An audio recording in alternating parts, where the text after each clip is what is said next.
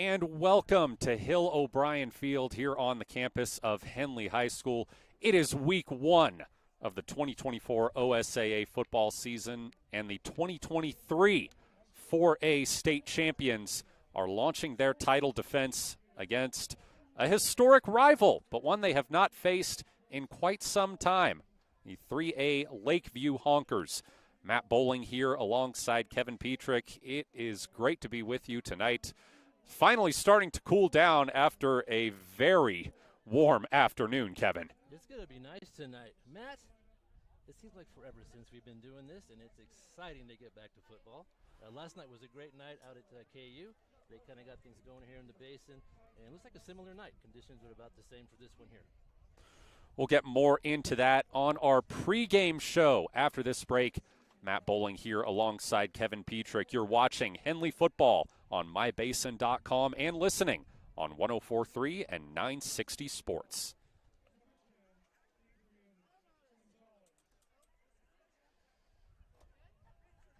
Sports was kind of what defined me as a person. I loved to play every sport I could possibly play. The Abbeys was really the family stomping ground for all of our community. Saturday afternoon soccer tournaments, we'd head over to Abbeys afterwards. And then when we got up into middle school, on our way home, we'd stop at Abbeys after basketball games. When I go home, I want to see two things when I drive through Winston. I want to see my Abbeys, and I want to see my high school. And those are the two memories that stick out the most to me. Thanks to Les Schwab Tires, I'm a confident backseat driver, but Mom's a little stressed about spending. Remember, deep breaths and watch your speed. Even though we're watching our wallets, Les Schwab is still watching out for our safety. So let's start here. During the Les Schwab Founders Celebration Sale, save up to $150 instantly on select sets of 4 tires. Les Schwab Tires, doing the right thing since 1952.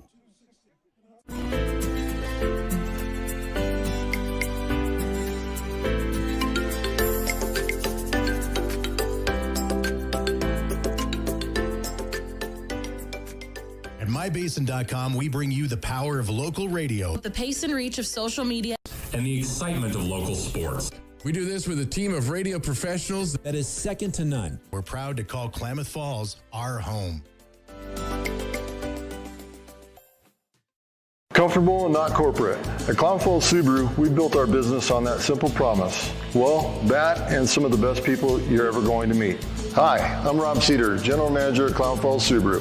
Our 62 employees make it easy for us to live up to our comfortable, not corporate philosophy. Friendly faces, easy answers, straight talk, fairness, and exceptional service. These are the things you expect.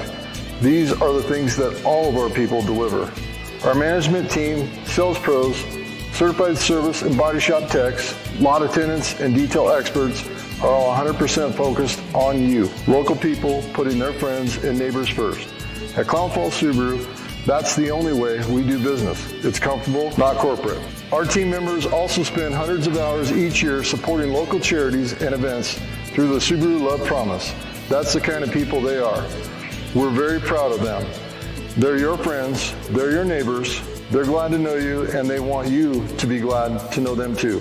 I'm Rob, and this is what makes us comfortable, not corporate. Sports was kind of what defined me as a person. I loved to play every sport I could possibly play. The Abbeys was really the family stomping ground for all of our community. Saturday afternoon soccer tournaments, we'd head over to Abbeys afterwards. And then when we got up into middle school, on our way home, we'd stop at Abbeys after basketball games. When I go home, I want to see two things when I drive through Winston. I want to see my Abbeys, and I want to see my high school.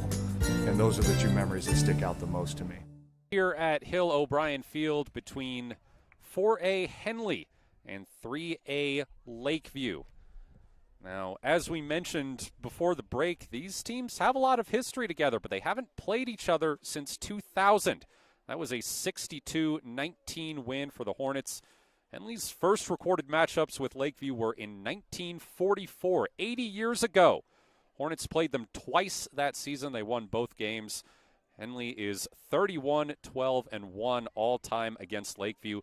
Kevin, I know you grew up around here. You probably remember these teams played every year. They were league opponents from 1959 to 1990. Then again from 1994 to 2000, they were both in 3A during that time. Henley, of course, moved up to 4A when the OSAA added that classification.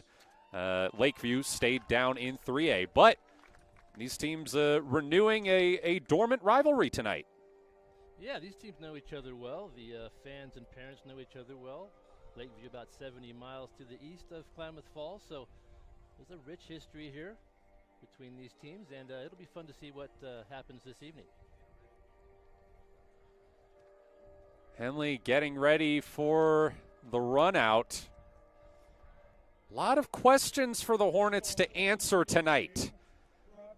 They lose Logan Whitlock, their all-world running back, should have been a 2,000-yard rusher last year, maybe even a 2,500-yard rusher, 4A State Player of the Year. Rewrote pretty much every program rushing record now at Southern Oregon. He was injured for the state championship game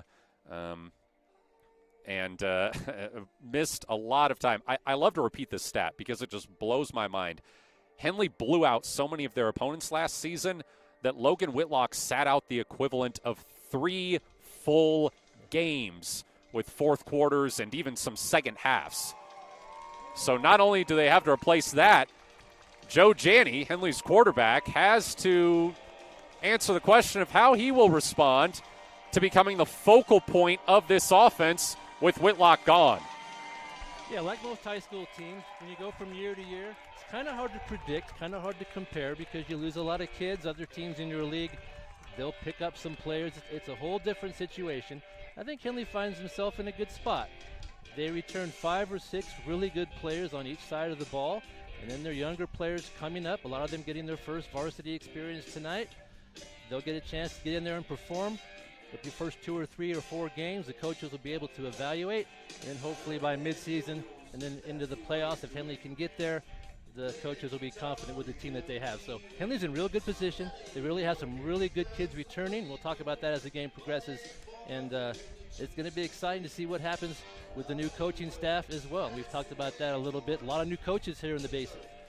Yeah, this is the first time ever that Henley, Klamath Union, and Mazama have all entered the season with new head coaches. Of course, Mazama only began their program in 1979, so a lot of data for Henley and Klamath Union before that. But it's a much different time for Basin football in a lot of ways. And we'll discuss that a little bit more right after we take another break. Matt Bowling here alongside Kevin Petrick. We are just minutes away from kickoff here at Henley. You're listening to Hornets football on 104.3 and 960 Sports and watching on mybasin.com.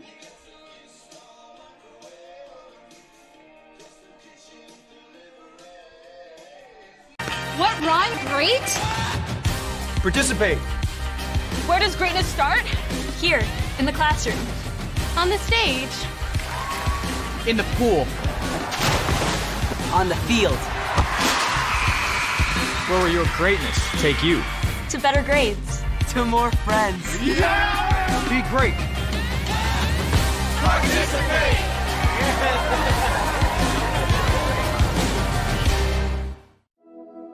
Threads.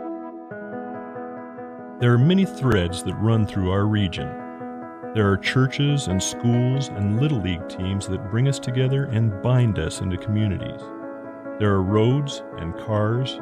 There are houses and jobs and businesses, all woven together to make the fabric of our communities. There are financial threads that are part of that tapestry as well. For over 80 years, it's been our pleasure to be headquartered here, providing financial services to generations of our friends and neighbors. From that first savings account, to retirement planning, and all of the cars and houses and groceries in between, we keep your money local, investing it back into our communities, adding more threads to the fabric to make our communities stronger. Pacific Crest Federal Credit Union. Find your path.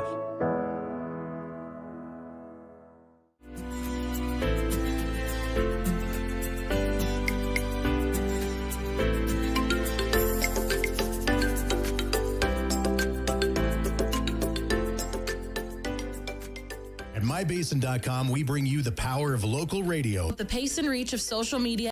And the excitement of local sports. We do this with a team of radio professionals that is second to none. We're proud to call Klamath Falls our home.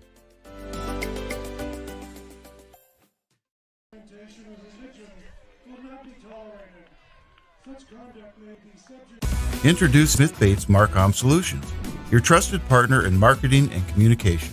We specialize in crafting compelling campaigns, eye-catching graphics, and impactful branding materials. Smith Bates is like working with dependable friends. They always help us build our professional image.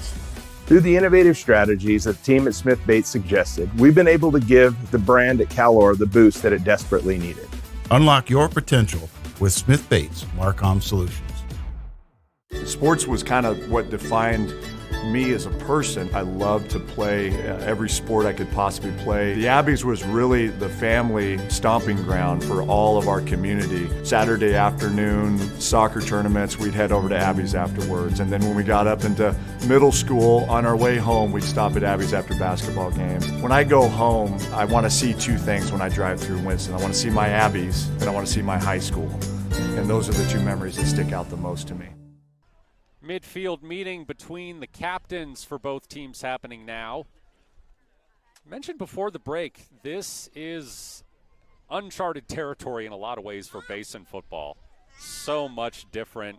3 new head coaches in the 3 biggest schools, Henley, Mazama, and Klamath Union. First time that's ever happened. We also saw reclassification shake things up a little bit. Lost River and Bonanza moved back up to 2A this year from the 1A 8-player division. They're going to be playing 9-player football for the first time. Klamath Union dropped down from 4A to 3A, as they are allowed to do under OSAA rules, because they won less than 22% of their games against other 4A teams in the past 2 seasons. But they played Mazama last night in the 46th Canal Bowl, and that game was much more competitive than it has been in recent years. Yeah, things looked good for both teams last night. They showed a little bit of offense. Mazama was the stronger team last night, but KU showed a lot of promise and different changes in the schedule this year. Henley won't see KU, which is odd. That hasn't happened in a long time. And we're not at Seaside today. Another change in the schedule. Coach Stork liked taking that trip, and this year we're going to start with a home game. Yeah, I will say it makes things much easier on us, from a technical side. Instead of trying to figure out what it's going to be like 6 hours away, you get to just come out here and fiddle around some as much as you need to. Yeah, Coach Stork liked using that trip as kind of a team bonding trip. And Coach Green, that was some new ideas. He's putting his mark on this program, and that's where I think Henley's got a little advantage in their coaching. They have a new coach, but it's kind of a reshuffling. They have a lot of the old coaches still in the program. Coach Pashy, he'll take care of the offense. Coach Stork, who's the head coach last year, he and Coach Shively, they'll take care of the defense.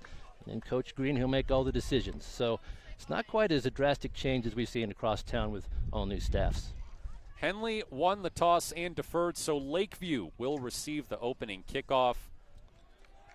We are just minutes away from kickoff. We've got one more break to take. Stay tuned. 2024 season for Henley starting on the other side. Matt Bowling here alongside Kevin Petrick. This is Henley football on 104.3 and 960 Sports and mybasin.com.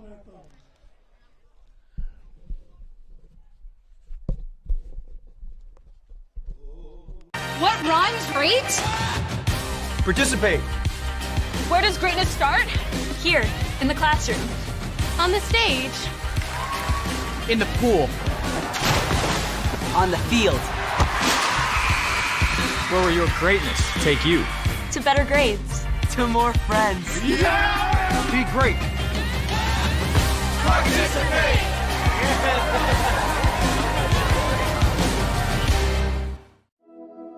Threads.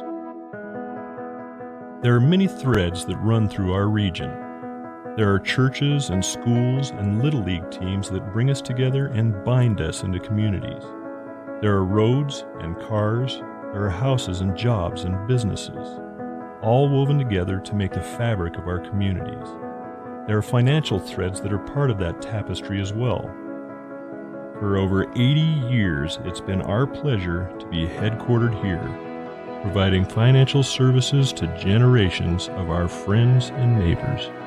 From that first savings account, to retirement planning, and all of the cars and houses and groceries in between, we keep your money local, investing it back into our communities, adding more threads to the fabric to make our communities stronger. Pacific Crest Federal Credit Union. Find your path.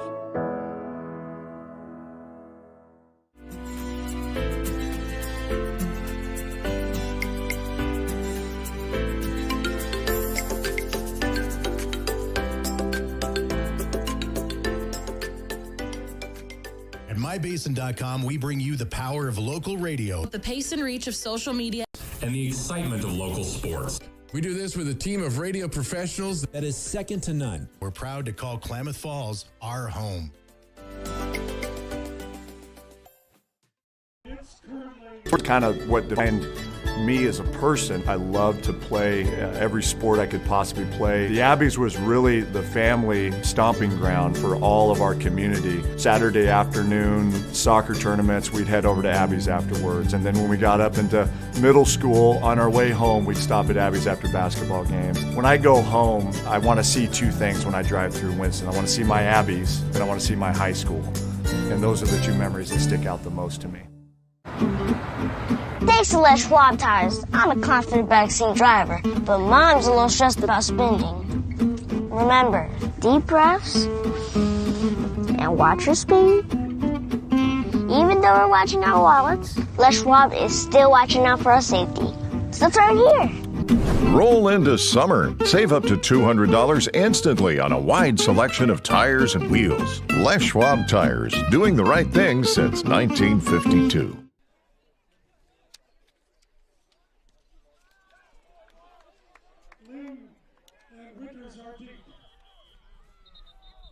The opening kickoff goes for a touchback.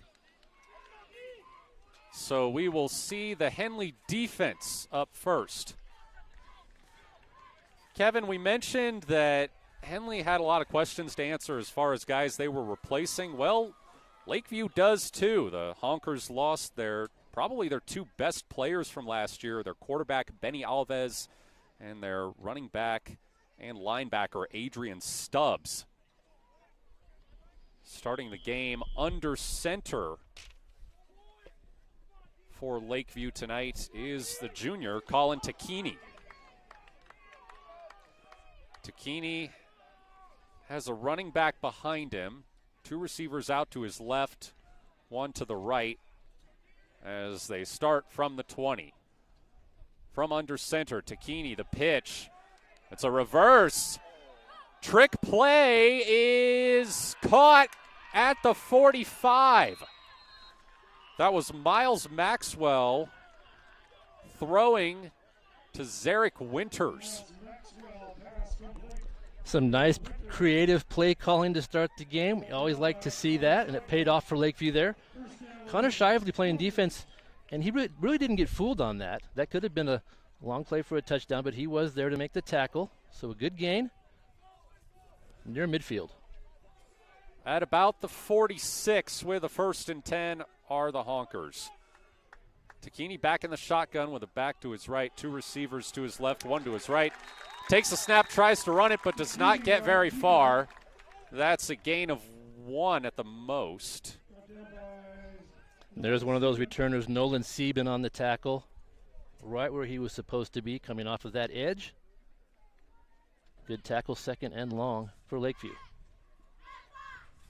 2nd and 9 for Lakeview on their opening drive. 1 minute gone here in the first quarter. Honkers at their own 47. Three receivers to the left, one to the right. Takini fakes the handoff, tries to run. They're going to get him down in the backfield. Good pressure by the Hornets line. Theron Tyler with the tackle. No gain there. That's going to be a loss. Loss of a few.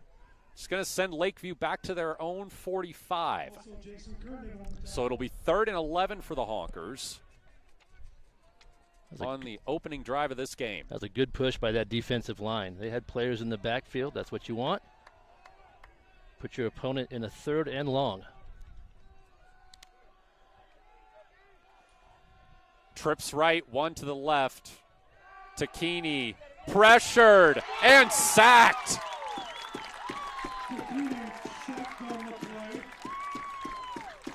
Looks like that was Luis Vengas with the sack. Big loss. So Lakeview goes from threatening to cross midfield to punting well within their own territory. Ball placed on the 35-yard line. Yeah, Henley gave up some yards on that one big play, then that was it. I think Bryson Montag is back to return the punt.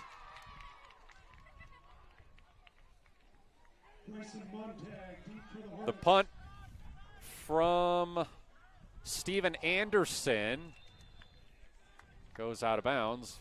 Montag falls on it. Either way, it's going to be Henley ball at about their own 24-yard line. 9:16 to go in the first quarter. Still scoreless here. Bryson got a lot of minutes last year. Played a lot for Henley. On that offensive side, he'll be returning kicks this year.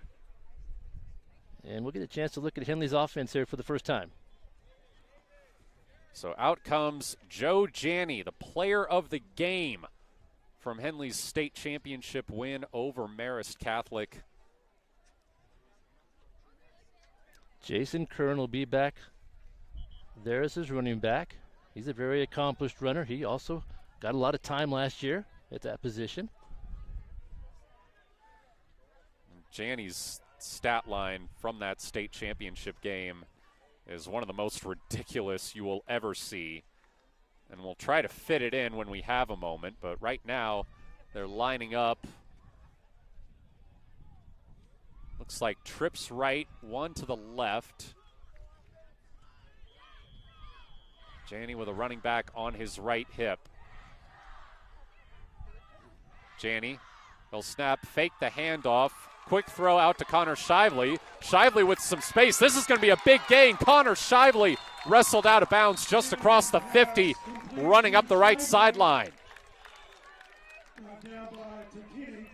That was a good play. Janney was patient back there, waited for the play to develop. Shively had a couple of blockers in front of him and picked up a big gain down the near sideline. Good way to start for Henley. Colin Takini, the quarterback for Lakeview, now out there playing defensive back, making the tackle there. Looks like three receivers to the left, one to the right, as Janney hands it off to Brunick. Jeremiah Brunick making a move around the left side. He's going to spin, and he might have the first down. If not, it's very close on the far sideline. Good speed by Brunick getting around the outside. We saw Kern on the first snap, and then Brunick here. I think Henley, they'll probably run 2 or 3 running backs. A little different than the past where they go with one. They may run by committee.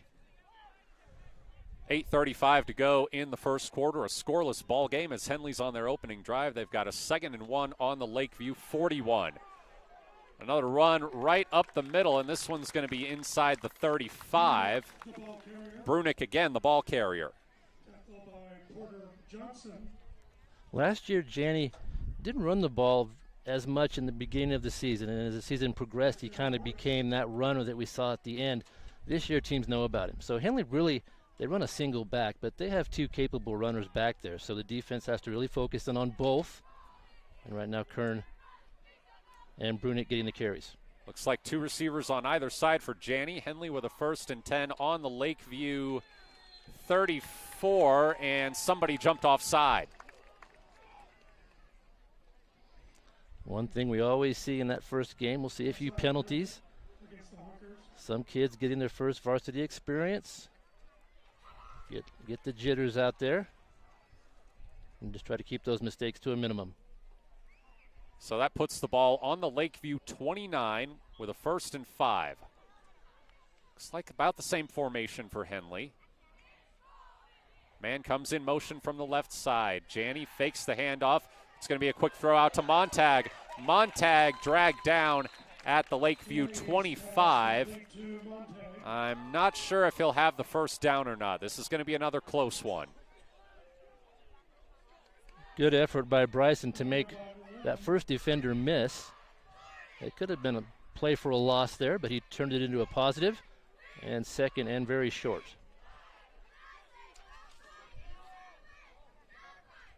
Second and 1 for Henley on the Lakeview 24. 7.5 to go in the first quarter. Still a scoreless ball game with the Hornets on their opening drive. Trips left, one to the right. Handoff up the middle. First down for Kern. Lakeview defense doing a pretty good job on that one, but still enough for the first down. That was Miles Maxwell on tackle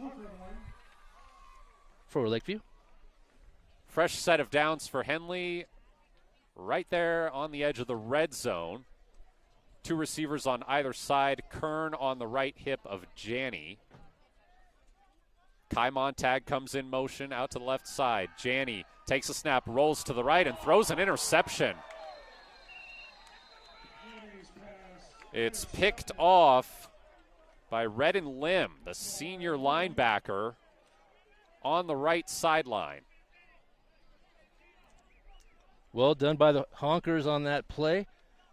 Montag was further down the field. I think Janney was looking for him and didn't see that linebacker in between himself and that receiver, and he was able to jump in there and get the interception. The first turnover. Funny thing with the uniform matchup here, this could easily be an intra-squad scrimmage. Lakeview's got gold jerseys and navy pants, and even the same type of helmets as Henley does. Navy blue with a yellow face mask. Maybe a bit confusing in the heat of a moment. Colin Tacchini takes the snap, and it's a designed run for him. It gains a few yards. It's going to get him up to the 20. That's Sieben again on the tackle for Henley. Lakeview, a good team last year. They're probably a top 10 team this year in 3A. They won 9 games. They went 9-2. So they've got a little tradition working their way. They're a good ball club. Won their first 3A playoff game since 2011. Really great season for the Honkers. Looking to build on it. 2nd and 6 from their own 20. One receiver to the right, two to the left for Tacchini. Tacchini takes the snap, runs to the left, has a hole. He will have the first down.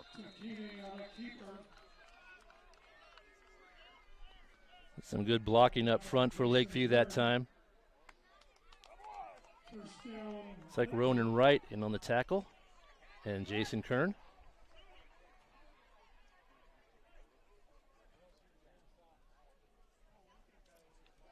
Inside 6 minutes to go in the first quarter, still a scoreless ball game.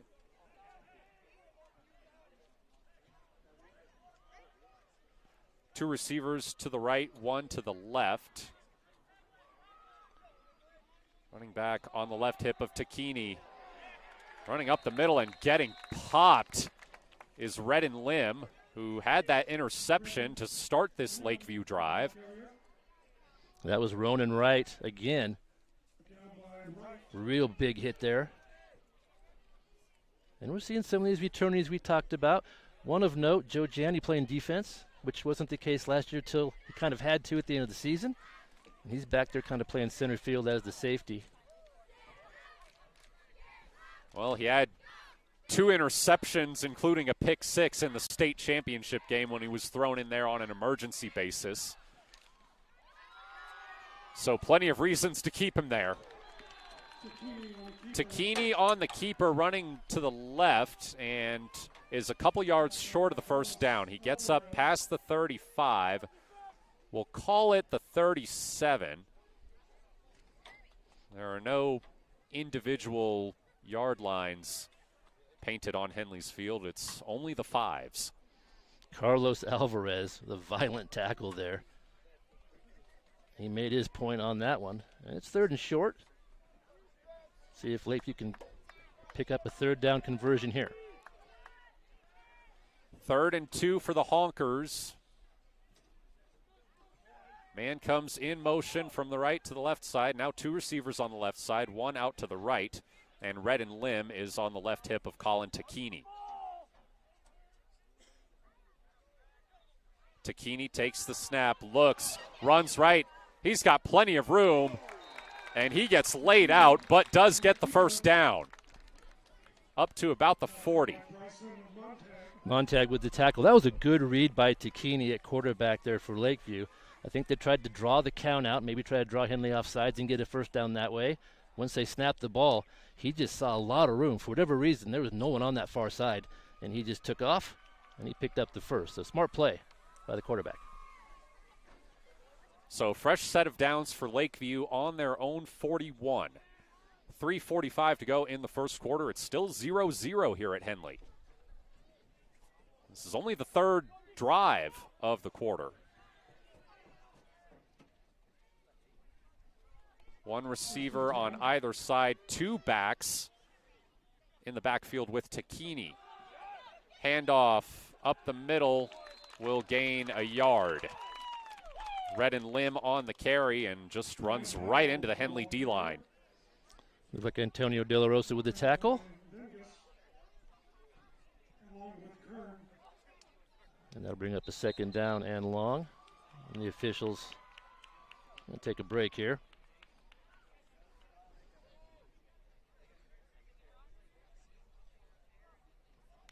Got an equipment issue. That also happens a lot in the early games.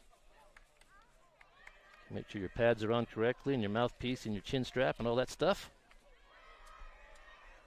2nd and 9 for Lakeview from their own 42. 2 receivers to the right, 1 to the left. Looks like Red and Lim on the right hip of Colin Takini. Oh, it's not Takini in the backfield. It's Zarek Winters, bit of a wildcat, and Winters runs it across midfield. He's to the Henley 45. Yeah, Lakeview showing some creativity here in the first quarter. We've seen some tricky plays, some misdirection, some substitutions, and they're moving the football right now.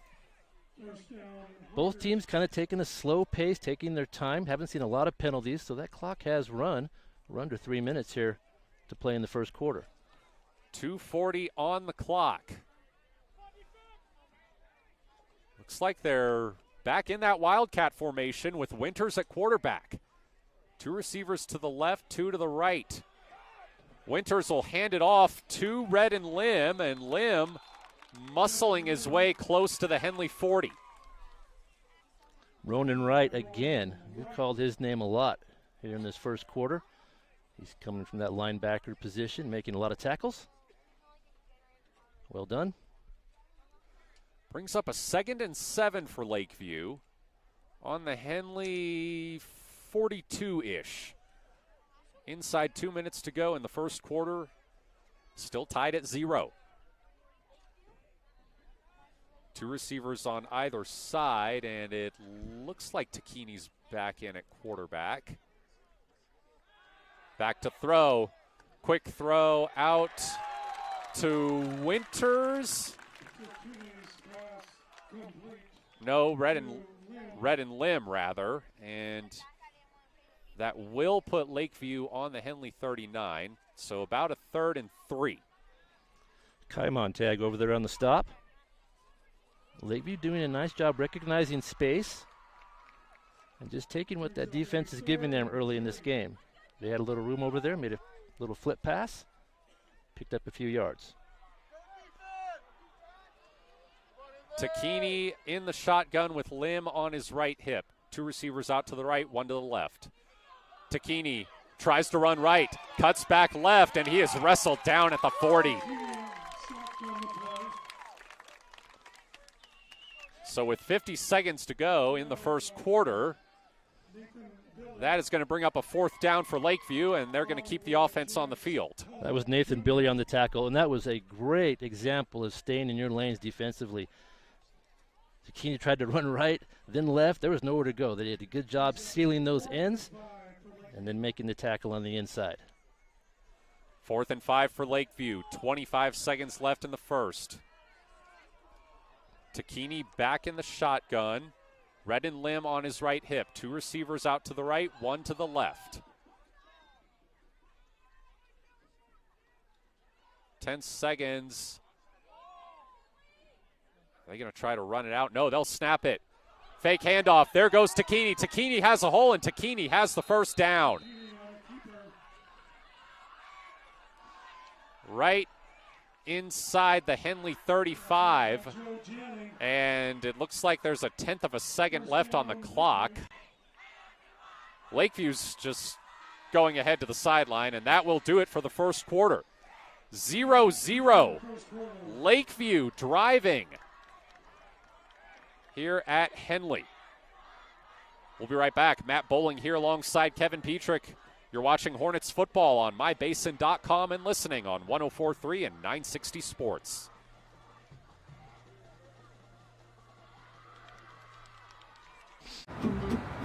Thanks to Les Schwab Tires, I'm a confident backseat driver, but Mom's a little stressed about spending. Remember, deep breaths and watch your speed.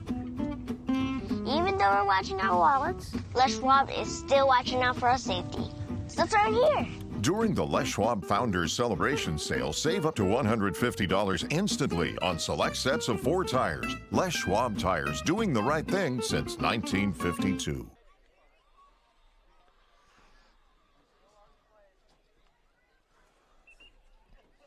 Well, if you had asked people to guess what the score would have been at the end of the first quarter in this matchup, I am not sure very many would have picked 0-0. Henley, the defending 4A state champions, hosting 3A quarterfinalist Lakeview. It's been kind of a ball control game, so both teams playing pretty well. Henley had that 1 turnover, so they weren't able to score on that drive, and just kind of seen the ball go back and forth here so far. Yeah, there are only 3 drives total in the first quarter, the last of which is still in progress. Takini takes a snap, runs left, and he is brought down at the Henley 30. Be a gain of about 3 or 4. Looks like Janney was over there to make that tackle. Takini's showing us he has really good vision. Picked up a couple first downs, making some nice plays when there's nowhere else to go with the football. He seems to find a lane and at least get some positive yardage out of the play. So he picked up about 4 on that one. They'll call it 2nd and 7. Lakeview with the ball on the Henley 30. Honkers were forced to punt on their first drive. Now threatening to take the lead. 2 receivers to the right, 1 to the left. Takini back to throw. Under pressure. Scrambles right. Lets it go. He's got Miles Maxwell down at the 25. Maxwell wrapped up immediately. But that's going to be a 3rd and short. Yeah, Shively was there just after the catch. That was good enough. You don't want to have any yards after the catch. If you're going to give up a catch, at least stop them right there, and he did. So that will bring up a 3rd down. They're actually going to spot the ball about the 27. Looked to me like Maxwell was on the 25, but referees determine otherwise. We'll call it 3rd and 4. Seems like a fairly long 4. I'm guessing Lakeview will take 2 shots at this. They'll have 2 downs. Takini back in the shotgun. 2 receivers to the right, 1 to the left. Fakes the handoff. Runs around the left side, and he will be short of the first down. Brought down at about right on the 25, they call it. Jant's call was in there, along with a few of his friends to make that tackle. And we'll see a 4th down situation, see what Lakeview will run right here. Looks like we've got an injured Henley player who's now standing up and walking off on his own.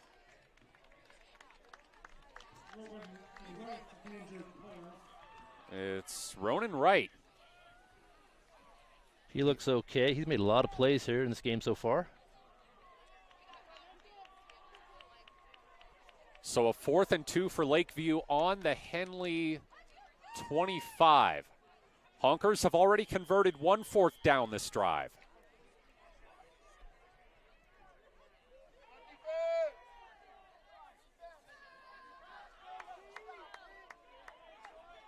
Three in the backfield, 1 receiver on either side. Takini fakes the handoff, runs. He's got the first down and more. Inside the Henley 20 is Colin Takini. 9:39 left in the second quarter. It's 0-0. Lakeview in the red zone now, and Henley wants a timeout. We'll take one too. Matt Bowling here alongside Kevin Petrick. You're watching Henley football on mybasin.com and listening on 104.3 and 960 Sports.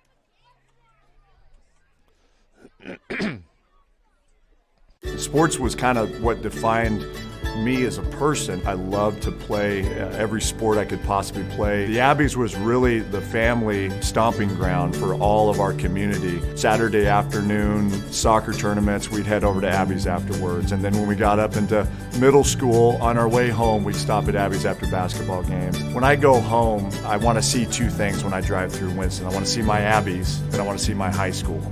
And those are the 2 memories that stick out the most to me.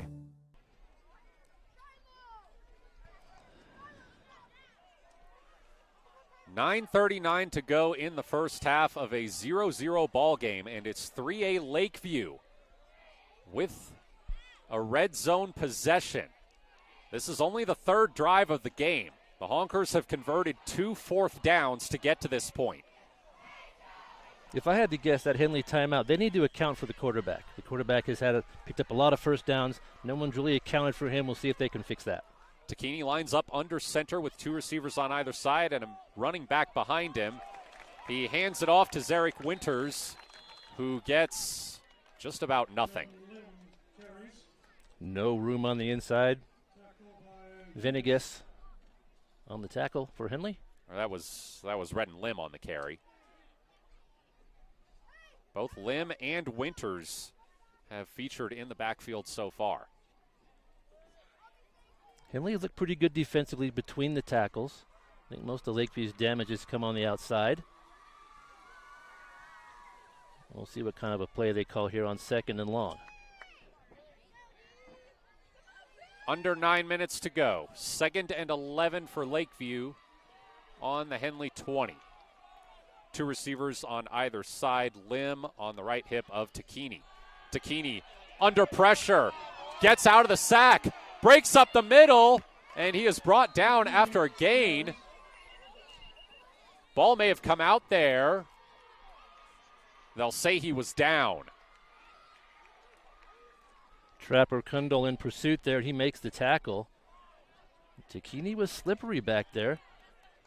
Looked like he was going to be tackled for a loss, and he was able to escape, pick up a few, bringing up 3rd down. Yeah, that may have been about a 10-yard difference there. Yeah. Now 3rd and 7 for Lakeview. They're on the Henley 16. Lakeview taking their time, and a good way to stop Henley from scoring points is just to keep the ball out of their hands, and they've done that here in this first half. 8 minutes now to play in the second quarter. 2 receivers on either side. Redden Lim shifts over to the left hip of Takini. Takini, high snap. No, not Takini. It's another Wildcat with Winters. And he runs it to the left side for a gain of about 2. There's Ronan right back in there. He was only out for a couple of plays, and he's right back in there making tackles. And it's 4th down. Winters and Takini, I have to say, have very similar builds. It's fairly easy to mistake one for the other.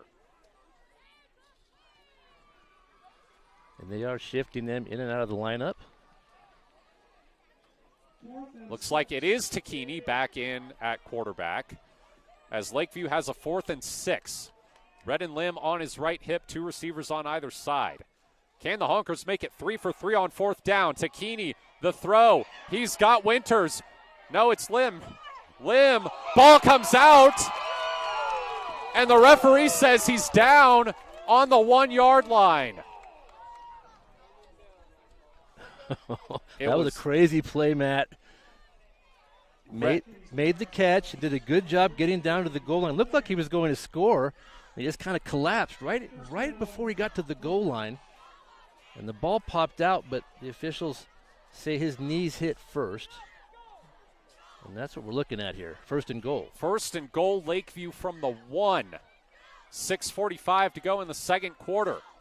Honkers looking to get on the board and break this scoreless deadlock. 2 in the backfield with Takini, a receiver on either side. Direct snap, Takini. Takini falls into the end zone. Touchdown, Lakeview. Touchdown, Lakeview. Big fourth down conversion there for Lakeview, and they punch it in from the 1. That was a good play call on that fourth down. Little swing pass to the near side. They found some space, and they're the first ones to score here tonight with 6.5 minutes left in the second quarter. That drive had to have taken at least 10 minutes of actual game time. And it spanned the end of the first and about the first half of the second quarter. So now Takini will attempt the PAT. Miles Maxwell, the holder. Good snap, good hold, and Takini boots it right into the line. Oh, man. Good special teams play from the Hornets, and they'll keep it at 6. So Henley trails 6-0. Hornets will have the chance to take the lead on the ensuing drive. We'll take a quick break. Matt Bowling here alongside Kevin Petrick. It's Henley football on 104.3 and 960 Sports and mybasin.com.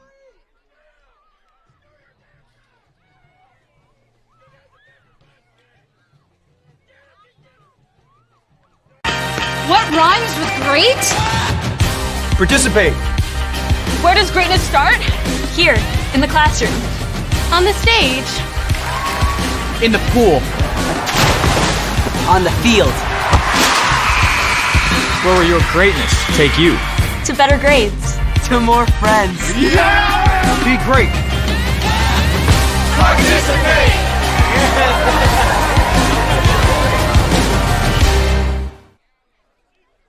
A 1-yard touchdown run from Lakeview quarterback Colin Takini puts the Honkers up 6-0 over Henley with 6:31 to go in the second quarter. Miles Maxwell kicks it back, and we've got a flag as Montag looks to return, gets up to the Henley 35.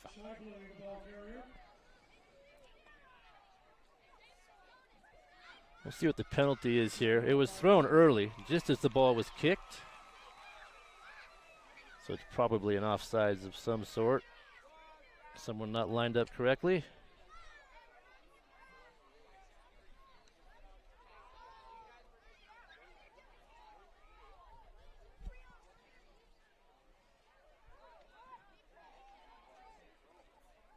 Well, they're gonna... You know what, Matt? That might have been a sideline warning, is all that was. He may have had someone out of the box or something down there. I don't think they'll be penalized any yards. And they'll start from the 35.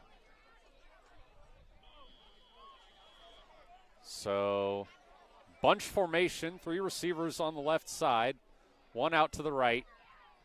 Running back on the right hip of Janney. It's a handoff and a nice run. This is going to be a house call. How's that for an answer? Jeremiah Brunick. 65 yards on the first play of the drive. I was just going to mention, Matt, that last year we saw Henley scored quickly. Sometimes they'd get behind, they'd see a little adversity, and they could score in bunches, they could score in a hurry, and that's what we just saw tonight. One play, and they have a chance to take the lead. So they haven't seen the football much tonight, but if you can score in a hurry, you don't need to see it all that much. So good play, good speed showed there from Jeremiah, and he gets his first touchdown. He ran it to the left, he had some room, found a gap, and he was gone.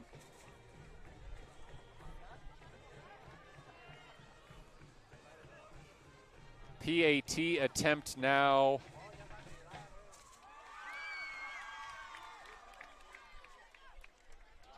And that's into the line. So the kickers for both teams have put the PAT attempts into the backs of their own linemen. We remain tied at 6:15 to go in the first half. Sometimes special teams are the last part of the game to develop in an early season. And haven't had a whole lot of luck tonight on extra points from either side. We're tied at 6.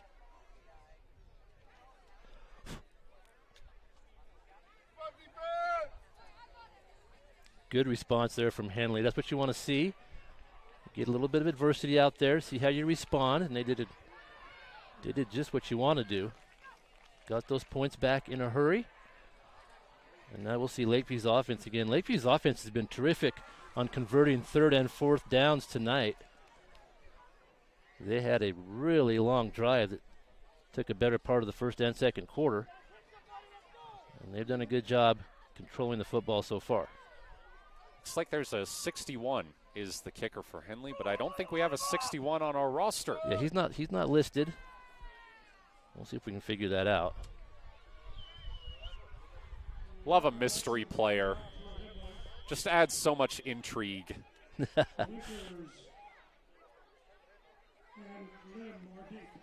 Whoever he is, he just kicked it pretty well down to the goal line. They're going to return it. And with some room, up to the 40 was Zarek Winters. Jacob Bakke with a nice tackle. Now we have a flag down. This may be coming back a bit.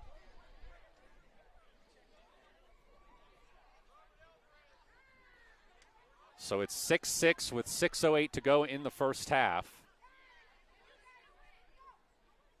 That was a good run back. Could have got all the way if he had broken one more tackle. Jacob was there to stop it. Against the Honkers. Penalty is against Lakeview.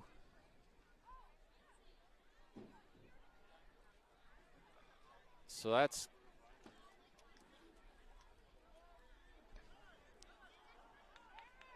like that's a good break for Henley there, because that was a nice run back. And they'll march off the penalty, and it'll take them well back from where they were. The illegal helmet contact was the penalty, and that's going to put Lakeview all the way back on their own. Talk about the inside, 19. Yeah. Yeah, somewhere in there. See if Henley can capitalize on this field position now.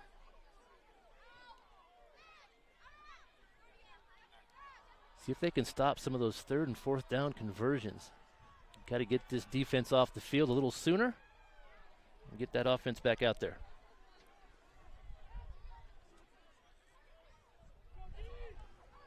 Trips right, one to the left. Looks like Redden Lim is on the left hip of Takini. Takini, quick throw out to Maxwell on the right side. Maxwell upended at his own 20.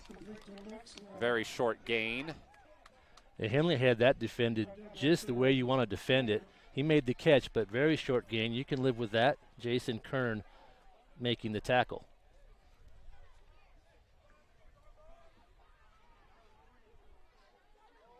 You can play like that with the receivers in front of you as long as it's a short gain and you make a quick tackle. You'll give up some of those. You just don't want anything deep over your head. Try to control the football in front of you. 2nd and 8. Lim on the right hip of Takini, back in the shotgun. 2 receivers to the left, 1 to the right. They'll hand it off to Lim, and he'll spin through the D-line, but won't get too far. We'll give him a gain of 2, 3 maybe. That's Ronan Wright again. He's having a great first half. Starting at linebacker for Henley. And that's where Henley's been the strongest here on defense, is in the middle. Lakeview hasn't really done that well running up the middle. They've done better on the outside and with the short passes. And here's a key 3rd down now.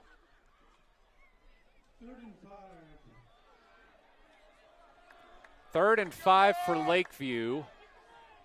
on their own 24. Two receivers on either side. Takini fakes the pitch, runs to the left, and is brought down for a loss. And I would imagine here Lakeview's going to send out the punt team.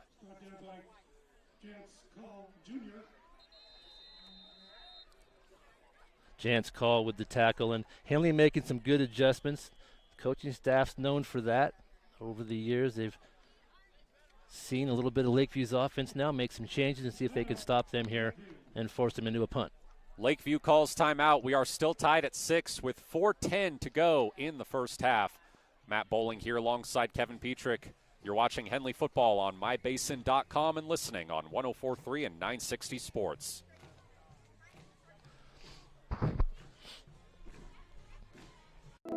Thread.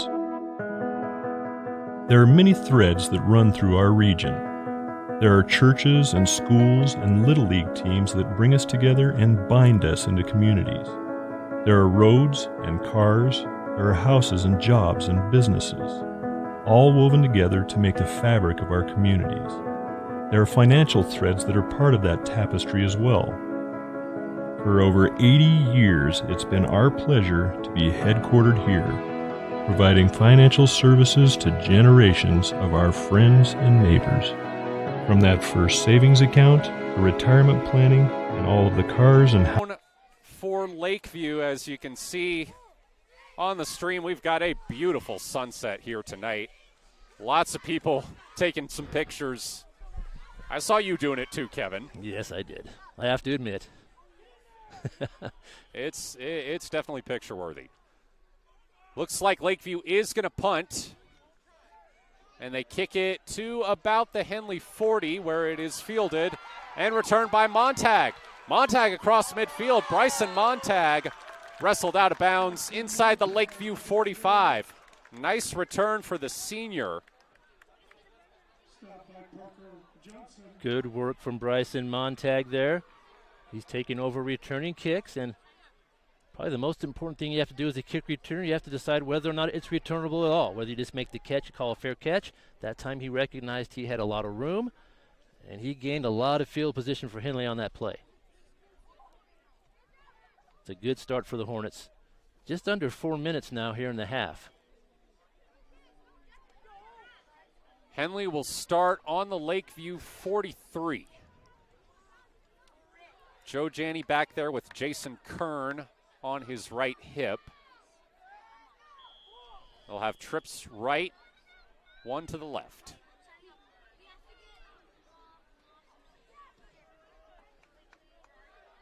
Janney motions a man over to the left side. It's Kai Montag. Now Janney back to throw. Janney looking deep down the right sideline and barely overthrows his man. By the way, we did identify the mystery kicker. It's Max Tobiasen, who's listed at number 43 on this roster. He's also a soccer player for Henley, which would explain the leg. That last play was a nice route run out there by Mark Carpenter. Mark also a returner. Had a lot of interceptions on the defensive side, also a good receiver. They just didn't connect on that one. It'll be 2nd down and 10. Looks like the same formation for Henley. Nobody in motion this time. Janney, designed run.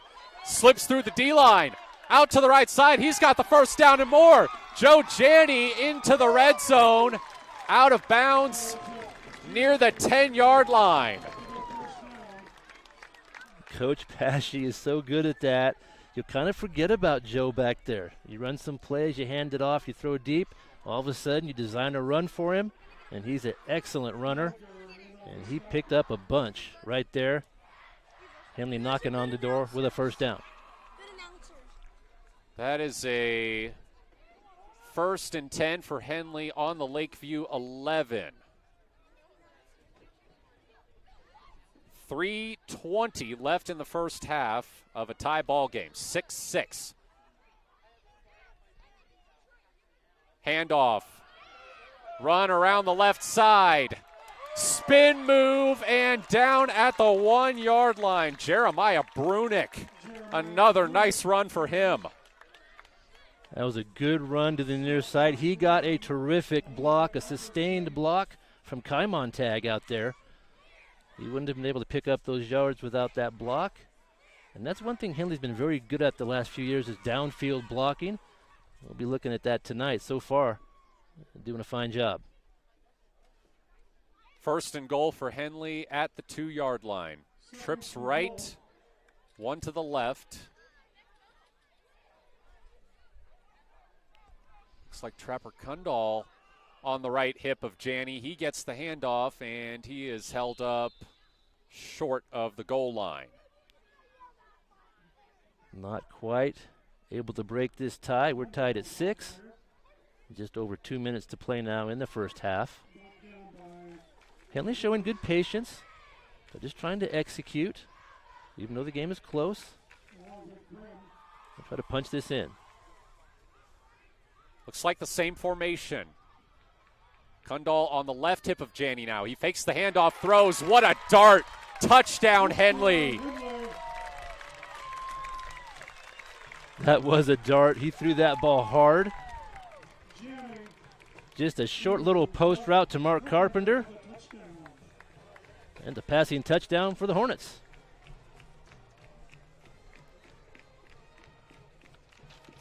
So a 12-6 lead for Henley, and I think Max Tobiasen is going to try to make it 13-6. He sent the last kick into the back of the line.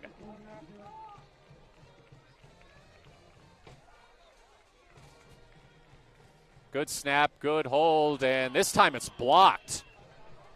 Lakeview breaks through. Tobiasen didn't even have a chance to get the kick off. All 3 kicks we've seen tonight have been just like that. Just too much penetration from the defensive line, and the kicker really has no chance. They're just closing in a hurry. And we've got a score of 12-6. A minute 55 to go in the first half. Matt Bowling here alongside Kevin Petrick. You're watching Henley football on mybasin.com and listening on 104.3 and 960 Sports. Wait,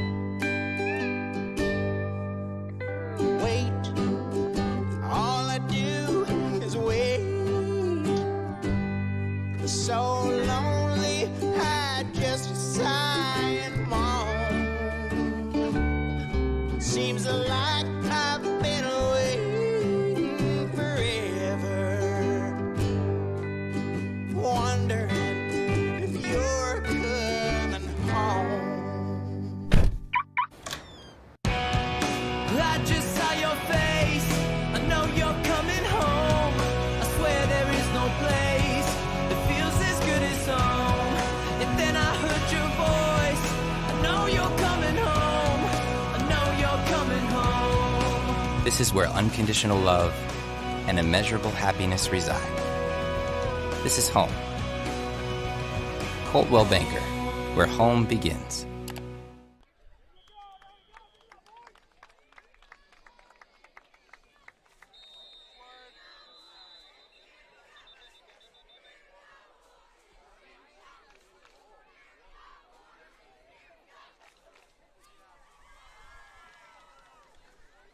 Max Tobiasen's kickoff goes for a touchback, but now we've got flags after the return. Referees conferring. We'll see what happens. They were throwing them as the teams were coming off the field. Yeah, that was silly. That kick went out of the end zone for a touchback. There's no reason for – there's a little horseplay out there. We'll probably see a personal foul here. That's against the Hornets. So that should mean Lakeview starts at their own 35, if my assessment is correct. A minute 55 to go in the first half. Henley with a 12-6 lead. Sorry, Kevin, I know you're trying to jump in. No, that's okay. That's just one of those unforced errors, and you got to clean those up. Earlier in the season, you can kind of get away with it, but coaches will not like that. They'll fix that in a hurry. You have to just keep those unforced errors to a minimum if you want to win big games.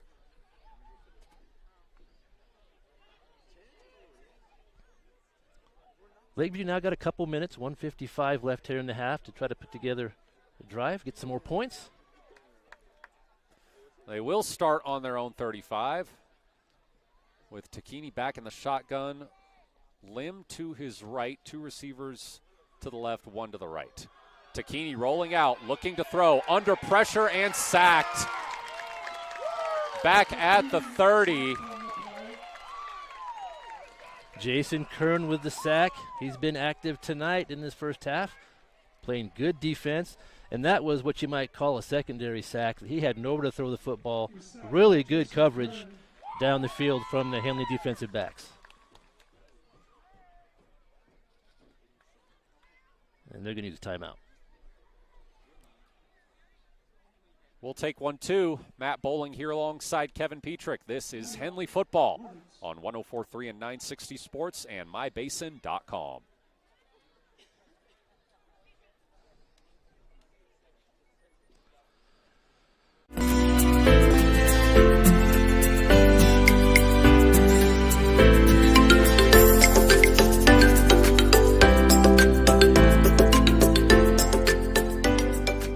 At mybasin.com, we bring you the power of local radio, The pace and reach of social media, and the excitement of local sports.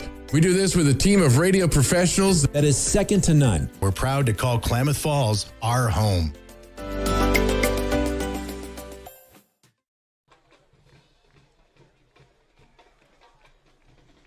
A minute 44 remaining in the first half. Lakeview facing a 2nd and 15 from their own 30-yard line. Henley took that timeout, so they're playing a little strategy here. They're going to try to keep that clock from running. Maybe they can get another possession here in the first half. Redden Lim on the left hip of Colin Takini with 2 receivers to the right and 1 out to the left. Takini takes the snap, rolls left, in trouble, dancing around, gets the ball off, and it is incomplete. Bryson Montag nearly had the interception there. He did. He came from a long way away. He saw the quarterback's eyes come this direction, and he tried to get there in time. He almost made a diving catch, but good defense again from Henley. They stayed in their lanes, and they contained those outside lanes and forced a bad throw, and that'll bring up 3rd down with the clock stopped. 3rd and 15 for the Honkers. A minute 35 to go. They come out, trips left. Lim on the left hip of Takini with Miles Maxwell out to the right. Takini rolling left, under pressure. He just spikes the ball.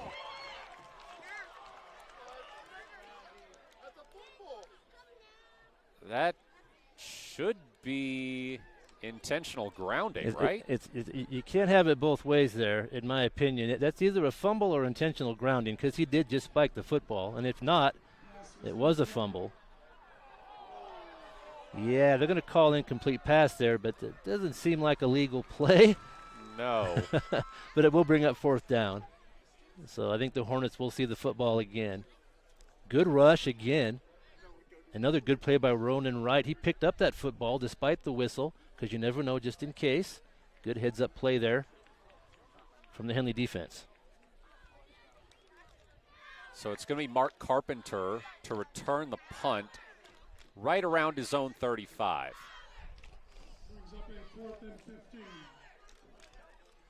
Good defensive stand here from Henley to end this first half. I think Steven Anderson is going to punt. It goes over his head. Back at the 5. He's able to get it off. And Henley nearly muffs it. Wrapped up at the 45 is Carpenter.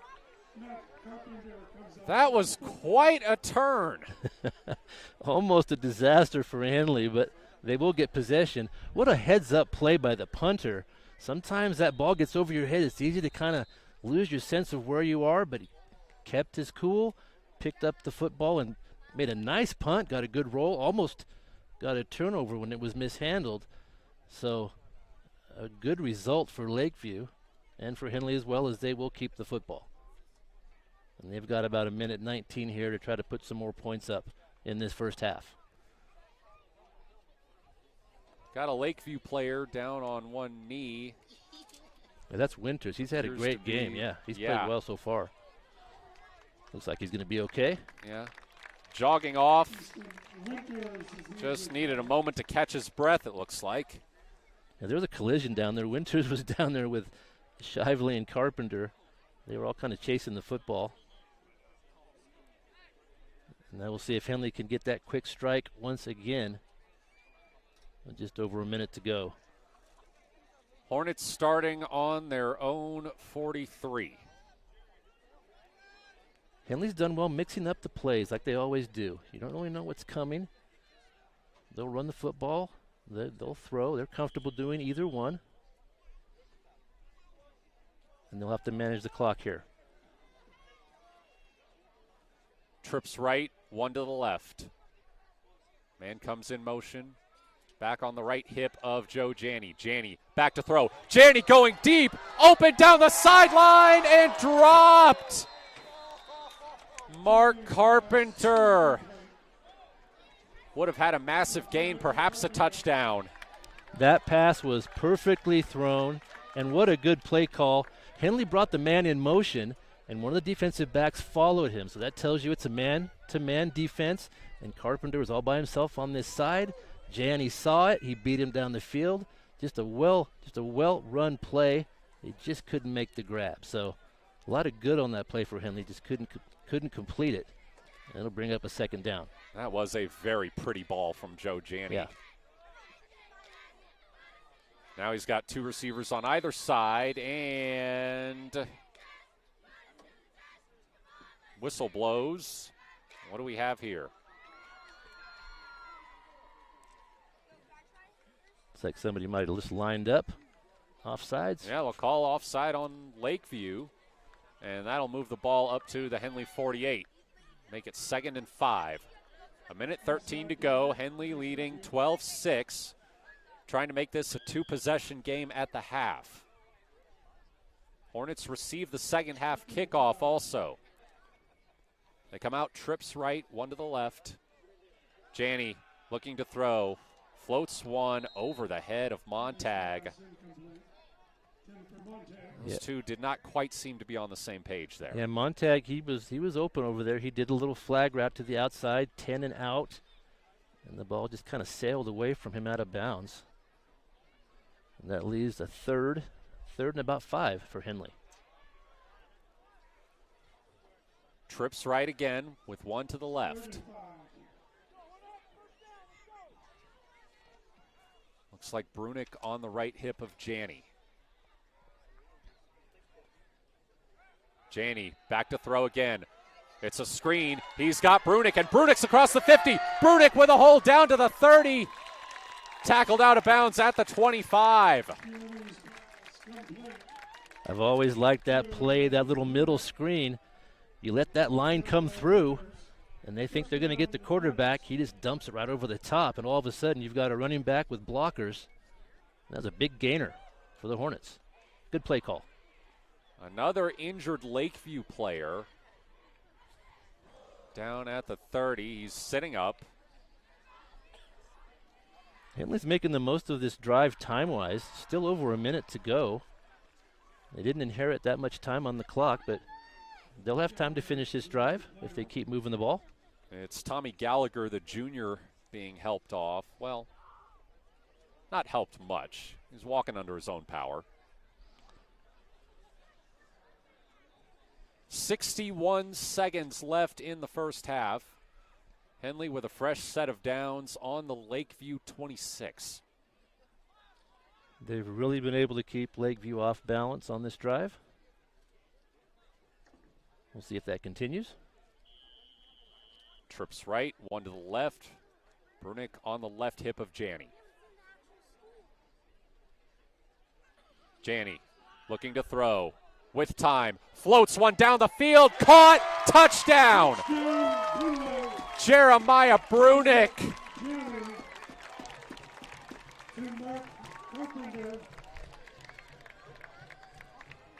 great protection from the line that time. Janney had all day, and if you give him time, he's going to make a strike down the field. Good throw to Jeremiah. Another touchdown for the Hornets, and they score in a hurry. Nice little wheel route action there from Brunick. Yeah, he came out of the backfield to catch that, and when you have time like that, you can allow for those longer patterns to develop. And he has a lot of speed on that outside, and he was open. That's enough for 6 points. It's like we're going to have a timeout. I think Henley was lining up to go for 2 with the first 2 PAT attempts having been less than desirable. That would make it a 14-point game at 20-6. There's 48 seconds to go. I think you're right, Matt. I'm going to draw something up here, try to get 2. And the special teams games have not looked too sharp tonight. And that's something the coaches and the players will be working on this week for sure. We've yet to see an extra point completed. Henley's going to have a chance right here.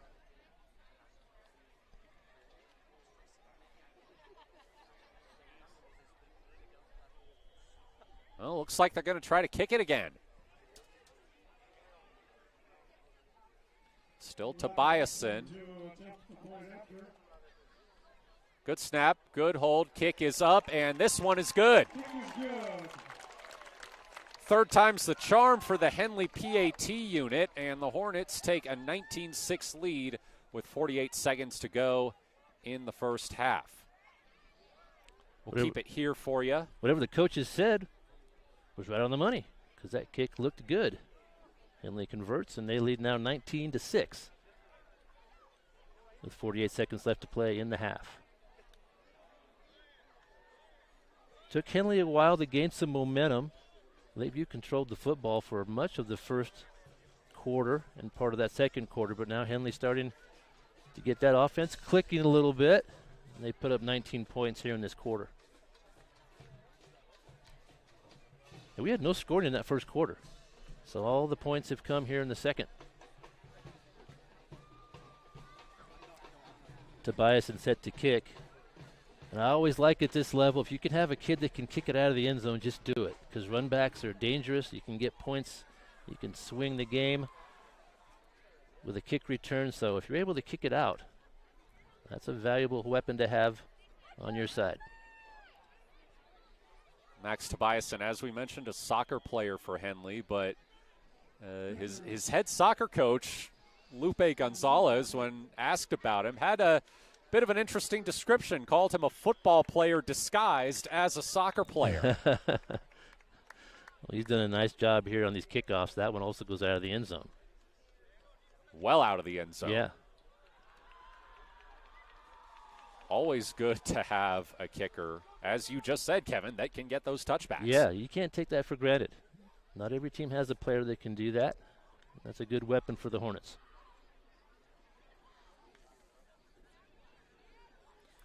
I'll tell you what, maybe in line with what Lupe Gonzalez was getting at, if you can consistently kick it out of the end zone as a kicker at the high school level, there will typically be a spot for you on a college roster. Sure. Max Tobiasen, a senior. Got some time to weigh his options. Takini hands it off. Run up the middle is going to be just shy of the first down at the 30. Well, they'll give it to him. Red and Lim on the carry. It's like Janney and Vaughn in there for the tackle for the Hornets.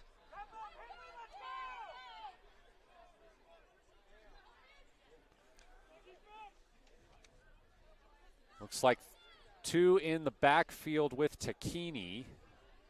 One receiver out to either side. Handoff goes for a gain of about 4. And I think that's going to be the last play of the first half. Yeah, Lakeview not showing any urgency here. I think they'll go in at halftime. Down 13. Kai Montag with the stop. That'll be his last play of the half.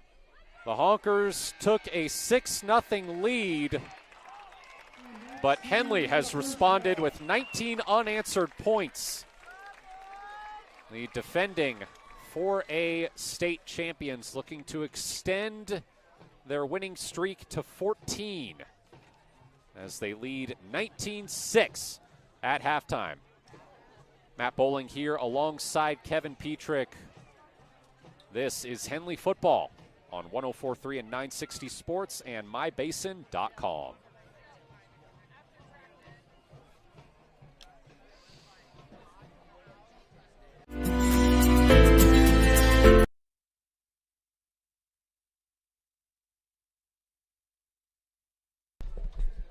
What rhymes great? Participate. Where does greatness start? Here, in the classroom. On the stage. In the pool. On the field. Where will your greatness take you? To better grades. To more friends. Yeah! Be great. Participate!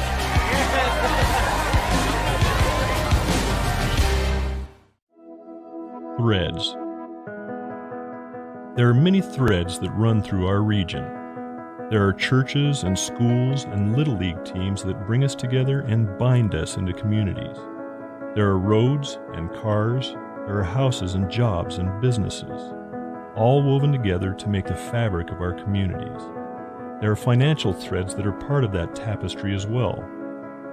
For over 80 years, it's been our pleasure to be headquartered here, providing financial services to generations of our friends and neighbors. From that first savings account, to retirement planning, and all of the cars and houses and groceries in between, we keep your money local, investing it back into our communities, adding more threads to the fabric to make our communities stronger. Pacific Crest Federal Credit Union. Find your path.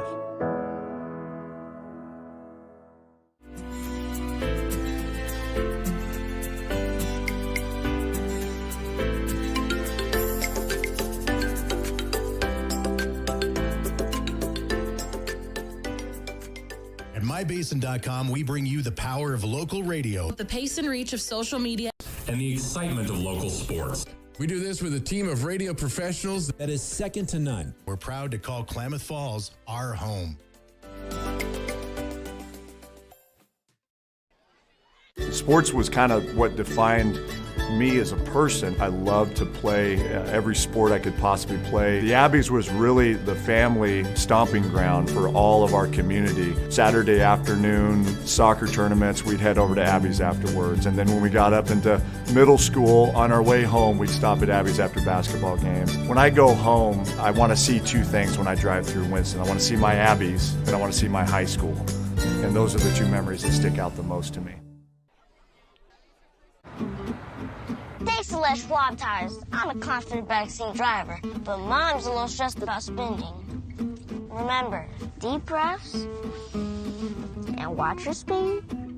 Even though we're watching our wallets, Les Schwab is still watching out for our safety. So turn here. During the Les Schwab Founders Celebration Sale, save up to $150 instantly on select sets of 4 tires. Les Schwab Tires, doing the right thing since 1952. An auspicious start for Henley in this game. After a scoreless first quarter, the Hornets fell behind 6-0 in the second on a drive in which they allowed 3 fourth-down conversions.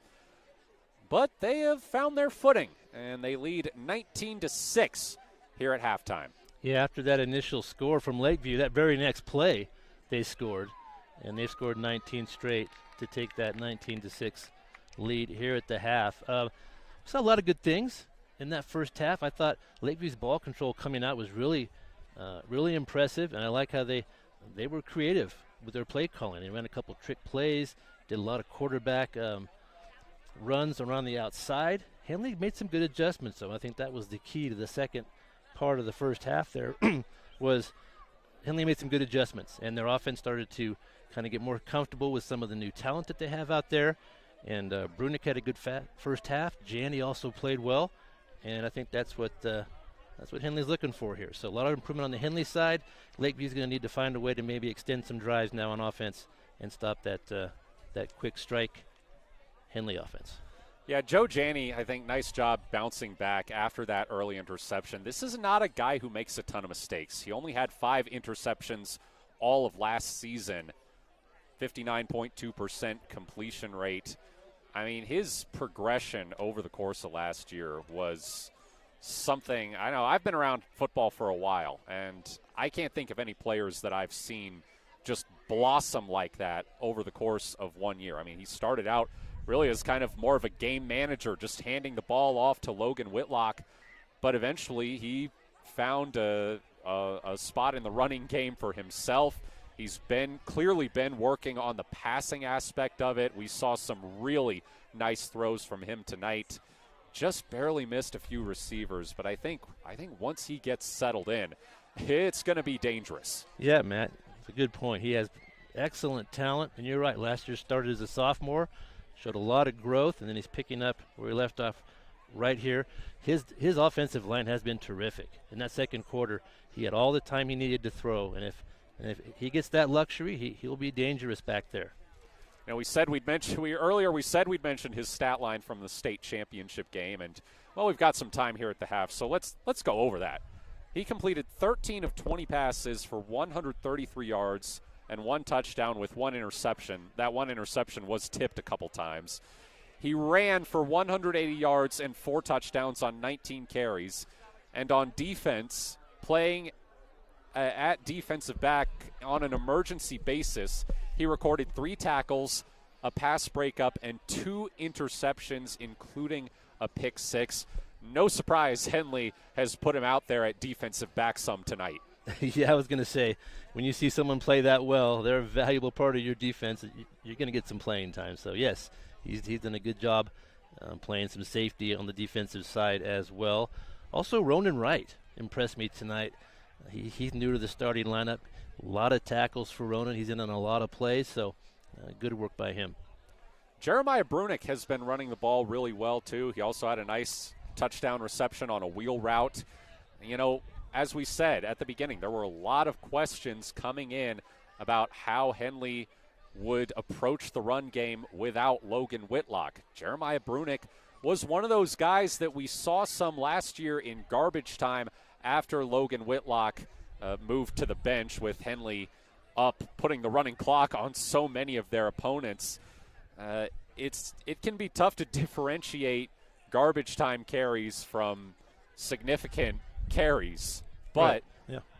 You know, I think some of those reps last year clearly paying off for Jeremiah Brunick, as he's looked pretty well at ease out there. Yeah, most certainly. He does look comfortable out there, and his speed, he's quick. Whether it was garbage time or not, he showed his speed, and we've seen that here tonight.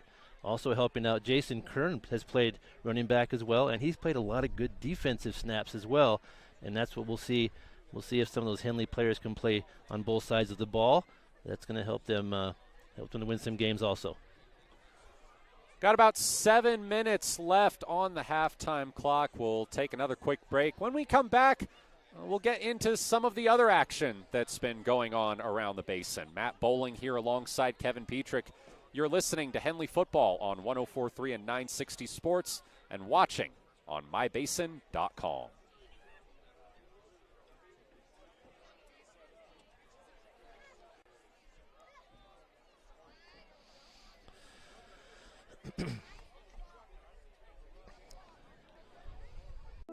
Thread. There are many threads that run through our region. There are churches and schools and Little League teams that bring us together and bind us into communities.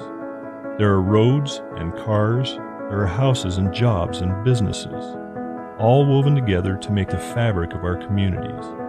There are financial threads that are part of that tapestry as well. For over 80 years, it's been our pleasure to be headquartered here, providing financial services to generations of our friends and neighbors. From that first savings account, the retirement planning, and all of the cars and houses and groceries in between, we keep your money local, investing it back into our communities, adding more threads to the fabric to make our communities stronger. Pacific Crest Federal Credit Union. Find your path.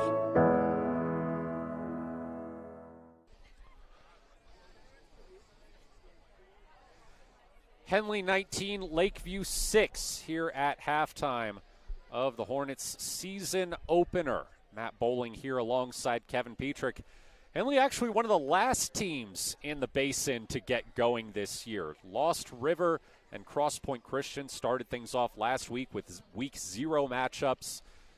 Yesterday, Tule Lake opened up with the Fair Bowl against Butte Valley, and Klamath Union and Mazama opened up with the Canal Bowl. So Henley, Bonanza, and Chiloquin, the only 3 Basin teams remaining to have not yet played a game, and they are all doing so tonight. Yeah, it's still a little bit early to tell who is who, but we got a chance to see the new Mazama look, which is interesting. It's been quite a while since they've had a new coach there. They kind of opened things up, had a little different look on offense, and scored 55. So that's something that Henley coaches will have to deal with later in the season. And Marshfield getting a lot of good predictions as far as the league goes as well. They'll be a tough team. So Henley's conference again will be a tough one. They have some tough games coming up also in the preseason. So it should be a fun season to follow the Hornets. Yeah, next week, Henley heads to Marist Catholic for a state championship rematch. You can imagine most of the state's eyes will be on that one. Then the week after that, they head to Bend to take on 5A Summit. That team made the 5A semifinals last season. Then they're back home to finish off league play against another 3A team, the back-to-back defending 3A champion, Cascade Christian. We covered this when Matt Green and Joe Janney came on our radio show, Ballin' in the Basin, a couple weeks ago to preview Henley's season. And nobody can accuse them of ducking smoke. That is for sure. No, that's a tough schedule. Matt Green has loaded up this schedule, but he's done it intentionally. He says he wants to really challenge his team and see what they're made of. A lot of guys filling new positions. He knows Henley's going to have a target on their back, especially once they get back into the playoffs. And no better time to prepare for that than early in the season. Yeah, I like that game plan. And given Henley's makeup, I think that they will need to get better in that second, third, fourth game. And then by the time they hit league, they should have their personnel pretty much worked out. So, yeah, it's going to be a fun month. They got some big games coming up. It'll help them out in the RPI and the rankings, which we always talk about, kind of in the back of your mind. You're always concerned about that because it does make a difference when the playoffs roll around. Yeah, speaking of playoffs and defending state champions, I mentioned Lost River opened their season last week in week 0. It was their first game back in 2A. They're going to be playing 9-player football full-time last year, and they opened up with a 34-8 win over Stanfield at the Duffer Classic. Stanfield was a 2A playoff team last year. Lost River not missing a beat after winning back-to-back 8-player championships. Yeah, they've got a lot of talent down there, and they've got a good tradition, and it'll be fun to watch them and Klamath Union as they change classifications this year. They play a whole different group of teams. I know that's kind of exciting. You kind of miss some of the old rivalries, but at the same time, it's fun to see some new competition come through the Basin, so I'm looking forward to that. Lost River does still have Bonanza in their league. Bonanza also moving up to 2A, so at least that rivalry game will also remain intact. Yeah, that worked out well for them. I will say, too, Dennis Dunley in his 26th year at Lost River, he is one of just 2 coaches in Oregon history to win state titles in both 8-player and 11-player football. He's got a chance to become the first in state history to make the trifecta. Yeah. 8, 9, and 11. I was just going to say that. He's got a chance to get 9 this year. So, yes. They have good numbers at Lost River. They have a lot of kids, and it'll be interesting to see how they play it out. Just minutes away from the start of the second half. We're going to take one more break. Henley leads Lakeview 19-6. I'm Matt Bowling here with Kevin Petrick. You're watching Henley football on mybasin.com and listening on 104.3 and 960 Sports.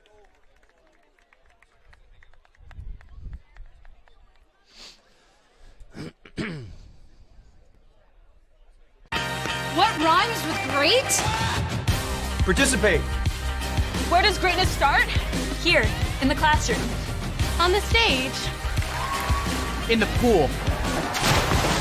On the field. Where will your greatness take you? To better grades. To more friends. Yeah! Be great. Participate!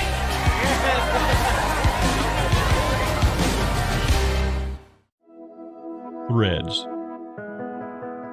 There are many threads that run through our region.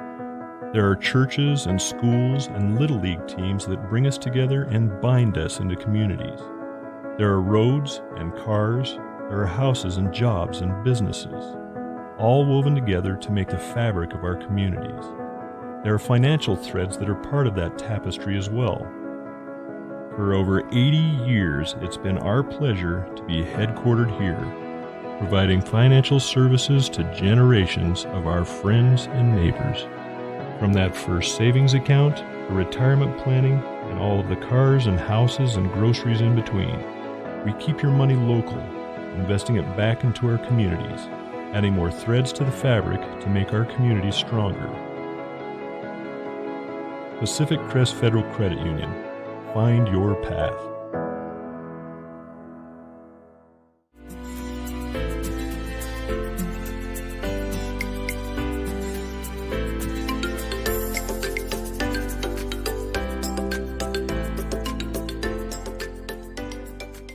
At MyBasin.com, we bring you the power of local radio, The pace and reach of social media, and the excitement of local sports.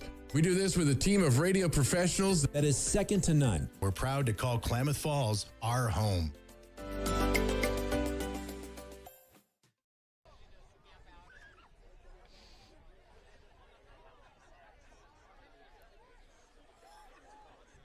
About a minute and a half away from the start of the second half here as Henley leads Lakeview 19-6. First matchup between these teams since 2000. They were once league opponents, played every year from 1959 to 1990, then again from 94 to 2000. Henley is 31-12-1 all time against Lakeview. I can't believe it's been that long. But yeah, it's nice to see these teams get back together. I've looked around, Matt. It's kind of standard procedure now in football games. Taylor Swift is not here. Just want you to I looked twice. Didn't see her. Just about ready to get started. Hornets leading this one 19-6. And they will receive the kickoff here in the third quarter.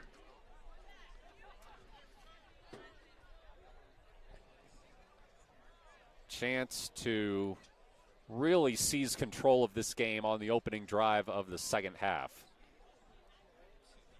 Yeah, they seem to have things going their way at the end of that first half offensively. Able to get 3 scores in that second quarter. We'll see if they can build on that. And we'll see what kind of adjustments Lakeview has made in the locker room as well as they come out. They're still in this ball game. They only trail by 2 scores. And they'll be kicking off.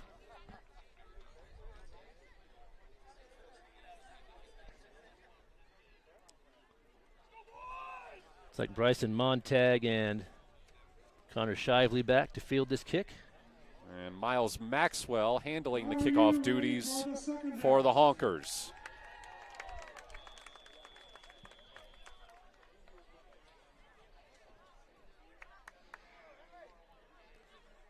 Maxwell boots it down to about the 25. Picked up and returned to the 25. About a 10-yard return.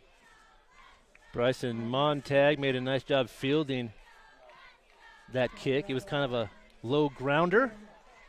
And sometimes the tendency is to go to a knee and catch that. And, of course, in high school football, if you do that, you're down. So he did a good job bending at the waist, picking up the football, and moving it up the field. So out comes Joe Janney and the Henley offense.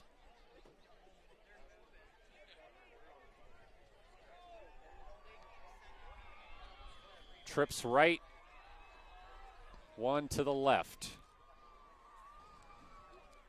Back on the right hip of Janney. Janney will hand it off, and a wide open hole. It's Brunick. He's up to the 40-yard line. Starting off the half with some misdirection. They made that play look as if it were going right. They cut back left. Nice gain for a first down.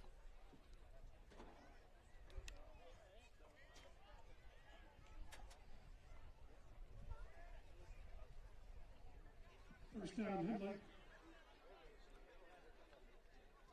Brunick getting a majority of the carries here as the game progresses. They hand it to him again. He runs right. Brunick to the 50, lowers his shoulder, and gets shoved out. But he will pick up the first down. He did lower his shoulder, and that is what enabled him to pick up the first down.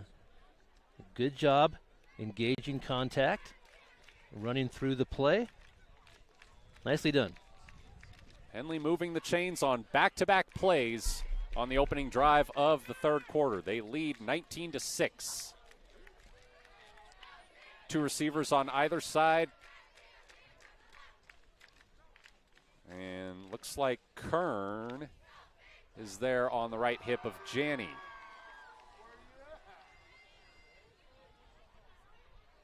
Henley getting a call in from the sideline.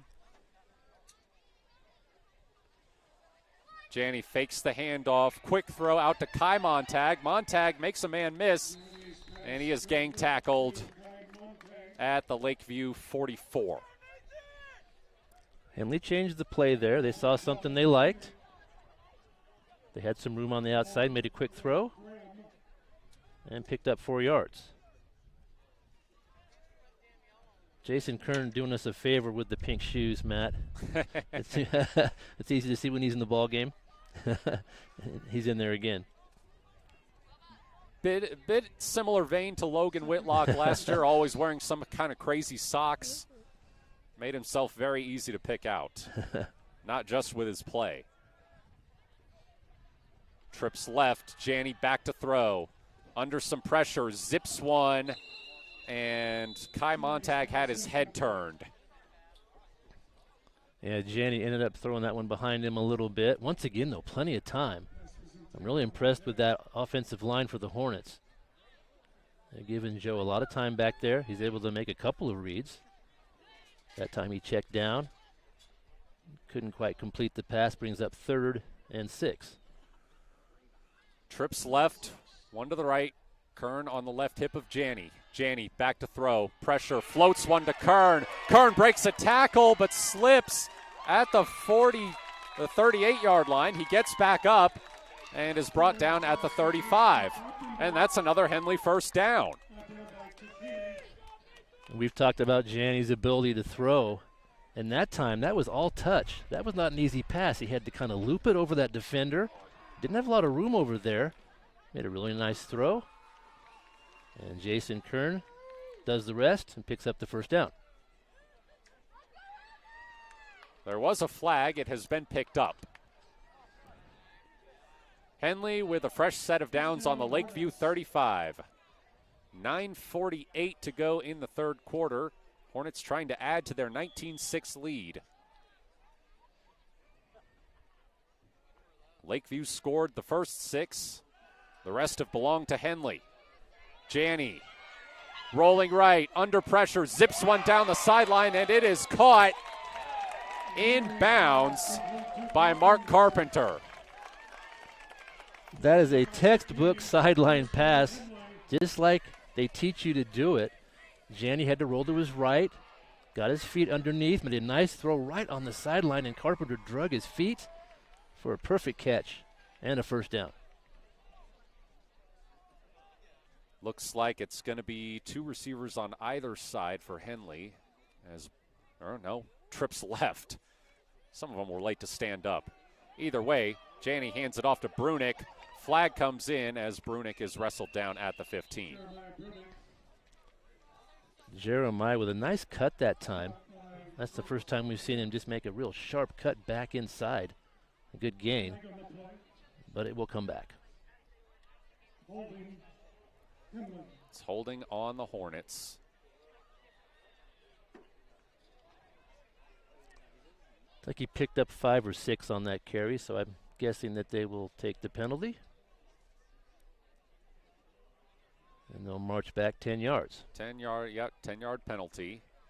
Will place Henley back at the Lakeview 30. So that makes it 1st and 20.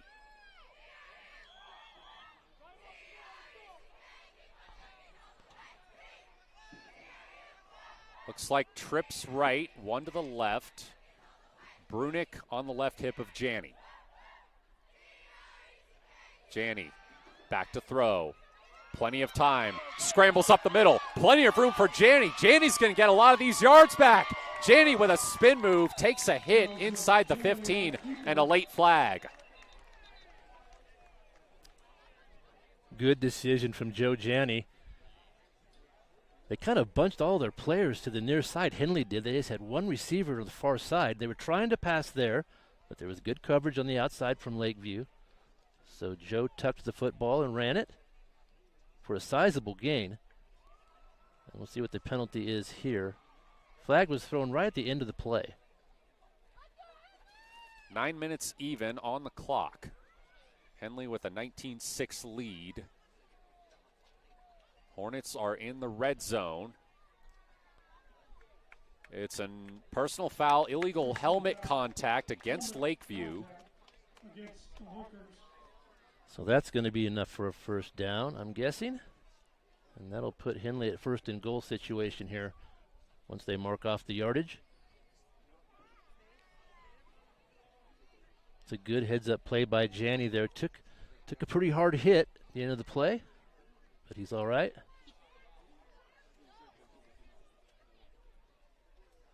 And Henley's making the most of this first drive here in the second half. We are at 9 minutes left to play here in the third quarter. 1st and goal for Henley. Trips right, one to the left. Brunick on the right hip of Janney. Fake the handoff. Zip to Carpenter, and Carpenter is in for the touchdown at the pylon. It's a good route. Just a nice, easy throw to the near side. Mark found his way into the end zone to extend Henley's lead. It's a good drive. Good opening drive for the Hornets in that third quarter.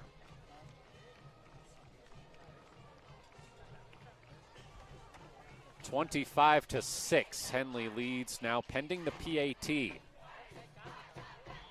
Max Tobiasen sent the first one into the line, had the second one blocked, and made the third one.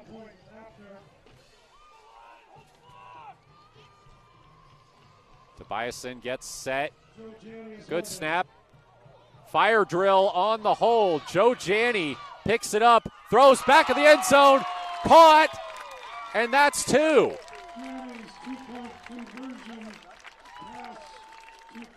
It's a nice piece of improvisation there.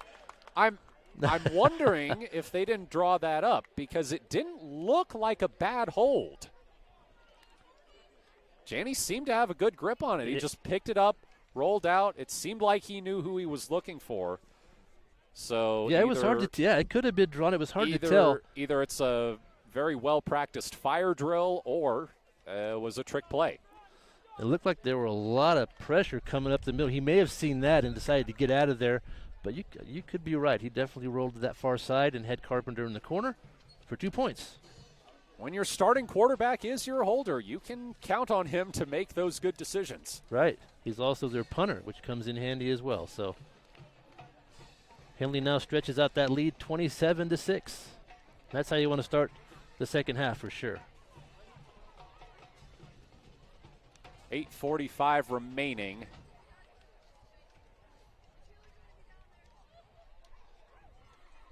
Tobiasen getting set to kick it back to the Honkers.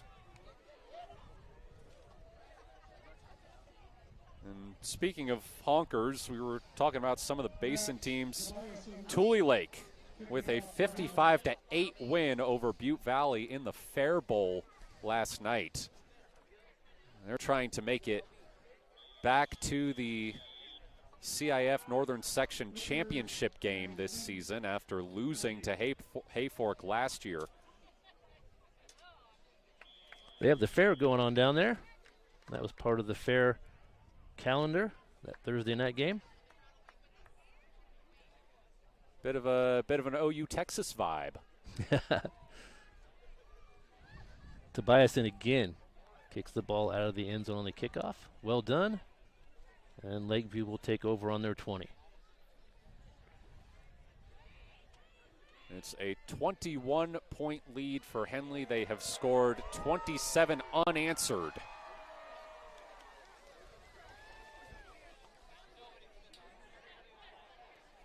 And the first half really already seems quite a ways away from what we're watching now.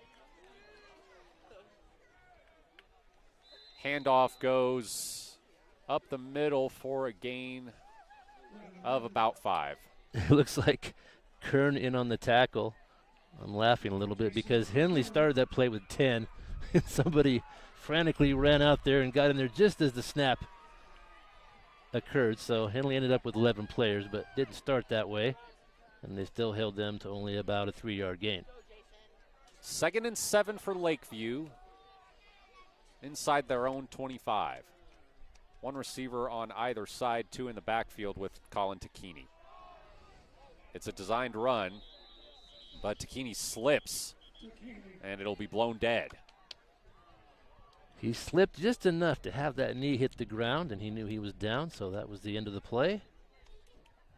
And now it's 3rd and long. Lakeview came out on fire offensively. They held the ball for a long time, drove the football, got an early score, got a turnover, had an interception on defense. And then since then, Henley's just kind of taken over the game.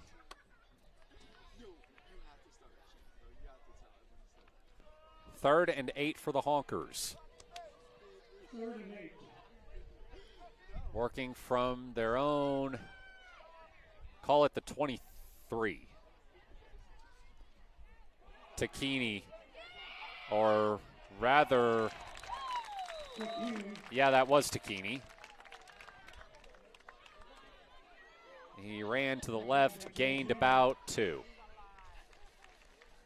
Janney coming up from his safety position to make the stop. Bringing up a 4th down.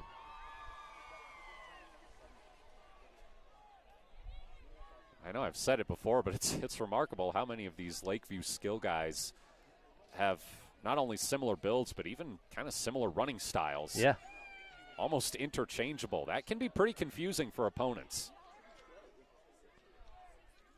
Might give them an edge against better matchups down in 3A. The punt skies across the 50, takes a friendly bounce for Henley. This one's down at midfield. So a short field for the Hornets.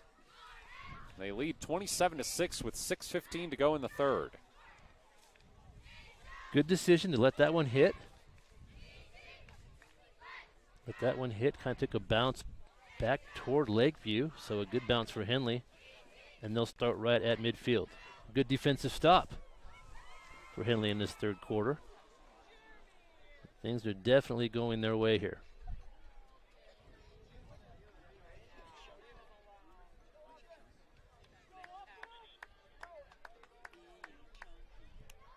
We've got 6 minutes, 15 seconds left to play in the 3rd quarter. And the Hornets up 21.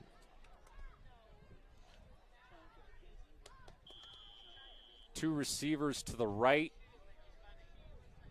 one to the left. 2 in the backfield with Janney. I think it's Kern and Brunick. Janney back to throw. Slings one for, well, that's not going to end up being a gain at all.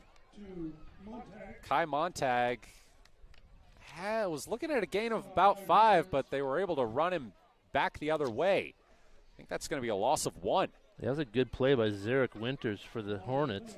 I'm sorry, for the Honkers. He had good pursuit He was able to catch up with him and drive him back a little bit. A loss of 1.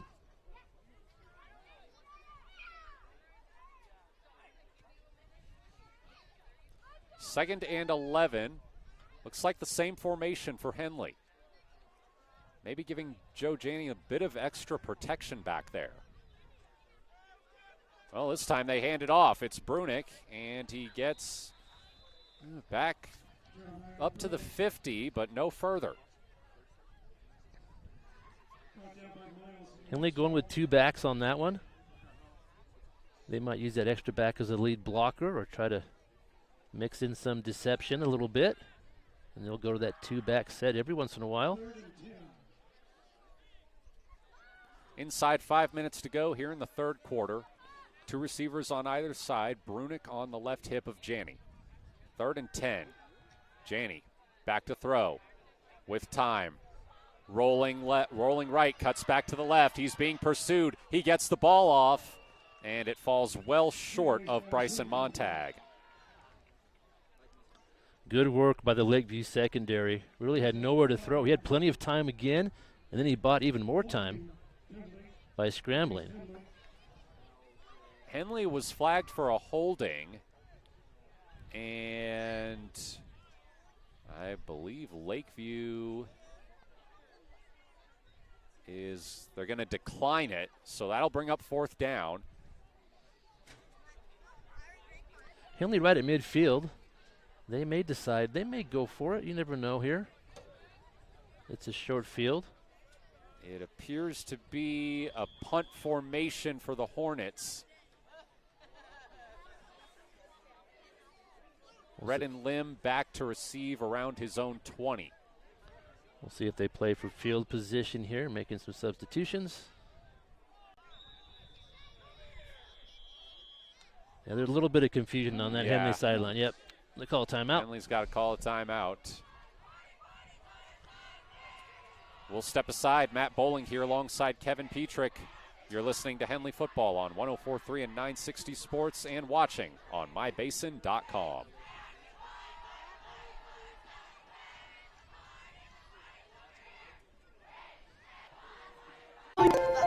The innocence of youth.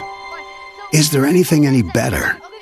But soon they'll be in high school and facing all the same challenges you faced.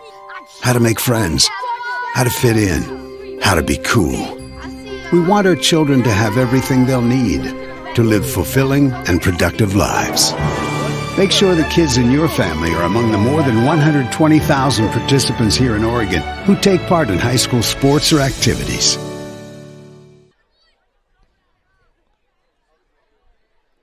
Henley sending out the punt team with 4th and 10. Looks like they're on the Lakeview 49. Coach Green was not happy. He had some personnel issues. Kids didn't know where they should be on this punt team. He called the timeout, and he let him know he wasn't thrilled. So we'll see if they get it together here. That's not the first time he's done that this game either.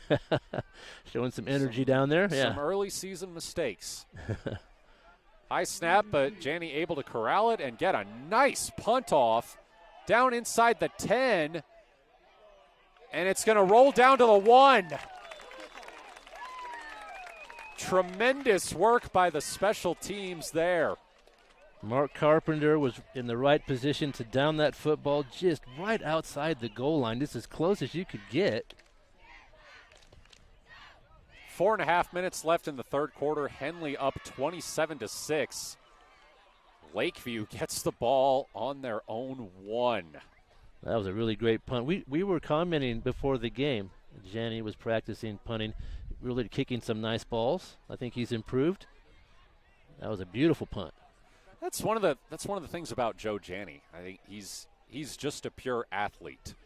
And it's shown that the performance at defensive back in the state championship not only shows his IQ, it shows that part of it. Right. To be able to go in and succeed mentally and physically on an emergency basis at that position.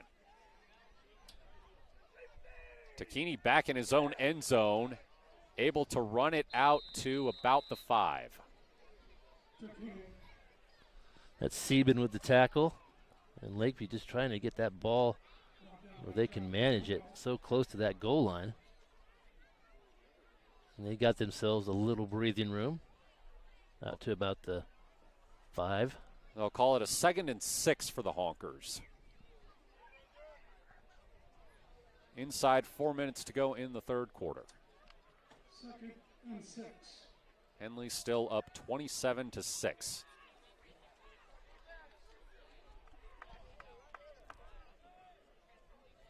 Two receivers to the right, one to the left.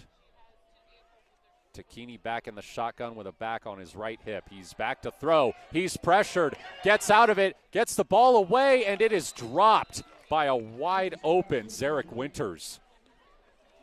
That would have been a first down and more if he had reeled that one in. Takini again showing he's an elusive quarterback because he was in trouble back there. It would have been a safety, but he got out of a tackle and then had the poise to make a good throw down the field. A good pass. Takini, also a baseball player. He and Mark Carpenter were teammates this summer on the Klamath Falls Falcons.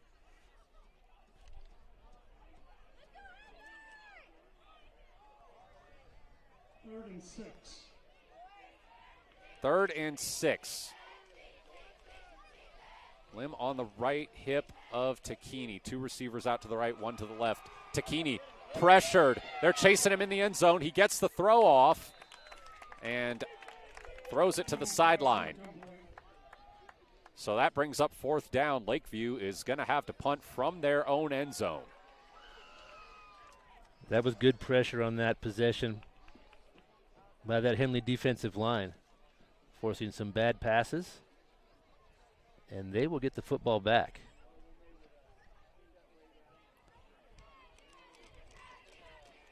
Lakeview not having this success on those 3rd and 4th down conversions here in the second half, Matt. Yeah. Henley has certainly cleaned that up. Yeah.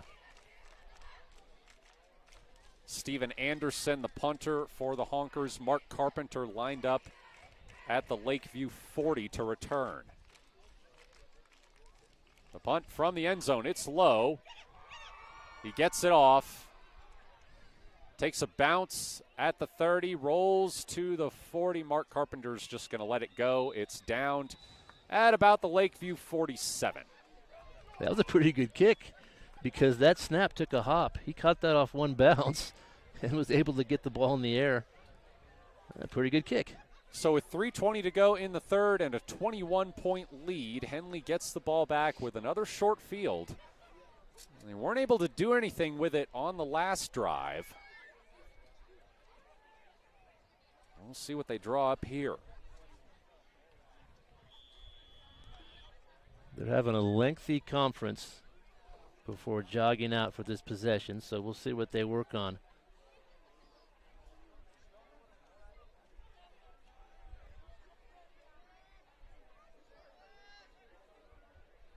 Two receivers on either side for Joe Janney. He's back in the shotgun with Jeremiah Brunick on his left hip. Man comes in motion. Hand off to Brunick. He runs right. He looks to have some room, makes a cut, and is wrestled down at the Lakeview 41. That was good pursuit on the outside that time for Lakeview. Hunter Albertson making the play there. But Brunick did a nice job running the football. He's learning now. He's seeing the field better. He knew just when to make that cut. He made it just the right time to pick up those 6 yards. 2nd and 4. Trips left, one to the right. Brunick back on the left hip of Janney. Janney quickly back to throw. Janney uncorks one. Wide open. Touchdown, Henley. Down the left side, Connor Shively had nobody within 10 yards of him. And once again, I've said this all night, he had a long time to throw. He's able to get back there, bounce, get his feet under, and make a perfect throw. Yeah, there was nobody over there. Shively was wide open. He makes a grab, and Henley gets over 30 here in game number 1. 10 yards may have been underselling it. There might have been nobody within 20 yards of him. Yeah, there's definitely a coverage error over there. And when you give Joe that much time to look around, he'll make a good play. PAT is up and good for Max Tobiasen, so it's Henley 34, Lakeview 6 with 2:30 left in the third quarter. Matt Bowling here alongside Kevin Petrick. This is Henley football on 104.3 and 960 Sports and mybasin.com.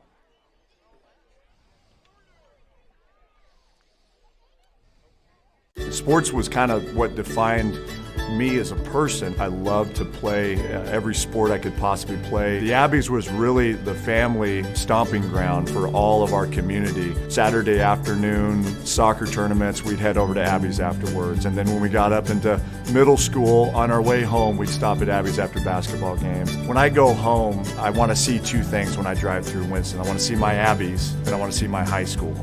And those are the two memories that stick out the most to me.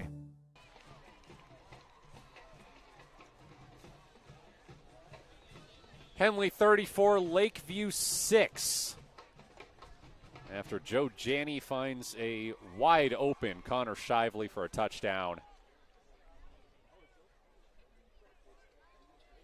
2:30 left here in the third quarter of the Hornets season opener. Henley really putting together a good second and third quarter. A little bit of a sluggish start, but they really put it together. Another touchback from Tobiasen. He's making that look easy. No wind tonight, which is kind of rare around these parts. You usually have a little breeze one way or the other, but the flag is hanging straight. There was plenty of wind a few hours before game time, I can tell you that much. This afternoon there was, but yeah, right now it's no wind, so Max is just kicking that ball right through the end zone.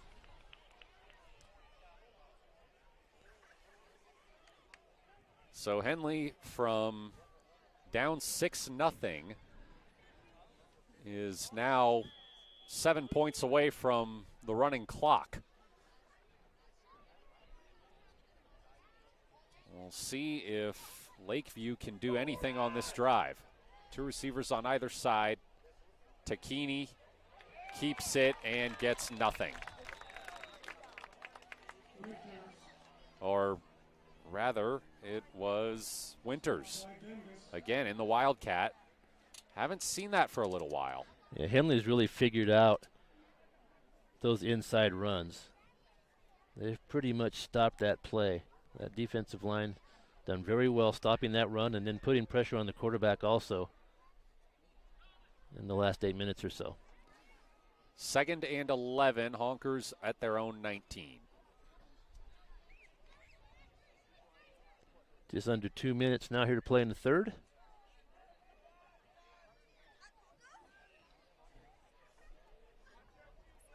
It is Takini back at quarterback.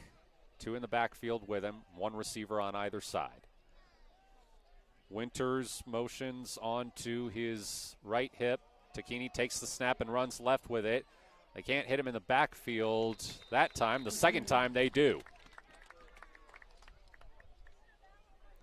Ran out to the right, but unable to gain anything. That's actually going to be a loss of a few. And the Hornets played that perfectly. Brunick with the tackle. That's what you want to do on those sweeps or those runs to the outside like that. Just stretch the play out. Don't let them get downfield and push them out of bounds. That was perfectly done.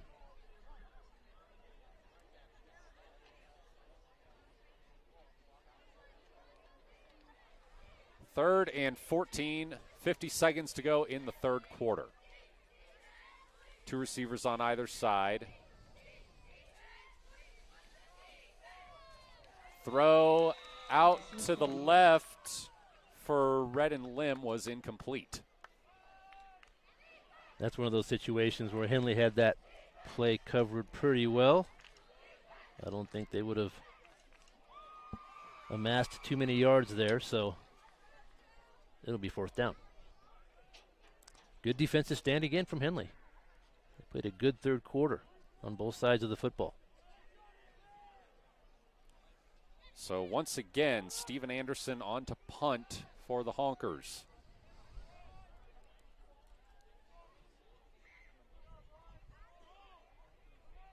Returner lined up at the 50 for Henley. Carpenter is going to watch that one bounce to his own 35. Some solid punts here from Lakeview. Steven Anderson, a junior, listed as an offensive lineman and linebacker.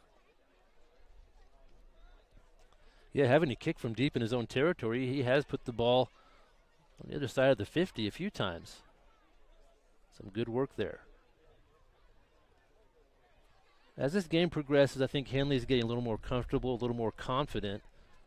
Some of the players who haven't played varsity football before, getting a lot of reps, playing well, having a lot of success, and that's what you want from game number 1. Just about to close out this third quarter, 31 seconds left.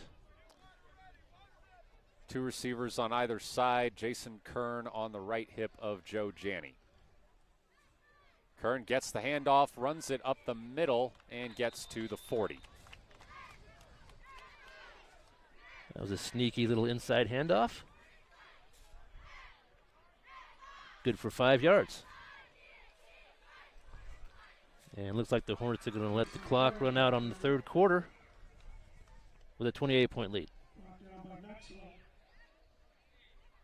12 minutes to go. Henley with a 34-6 lead over Lakeview.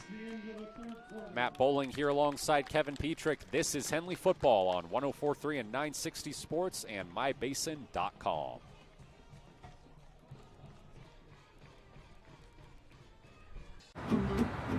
Thanks to Les Schwab Tires. I'm a confident backseat driver, but Mom's a little stressed about spending. Remember, deep breaths and watch your speed. Even though we're watching our wallets, Les Schwab is still watching out for our safety. So turn here. During the Les Schwab Founders Celebration Sale, save up to $150 instantly on select sets of 4 tires. Les Schwab Tires, doing the right thing since 1952.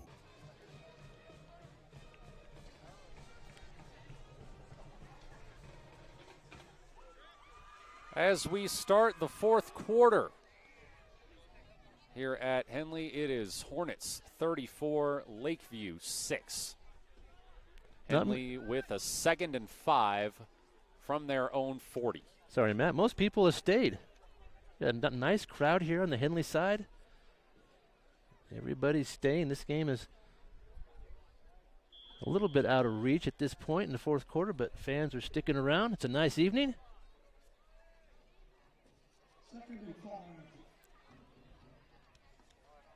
Trips right after the man goes in motion. Janney with a quick throw to Bryson Montag at the 50 for the first down. Got out at the Lakeview 45.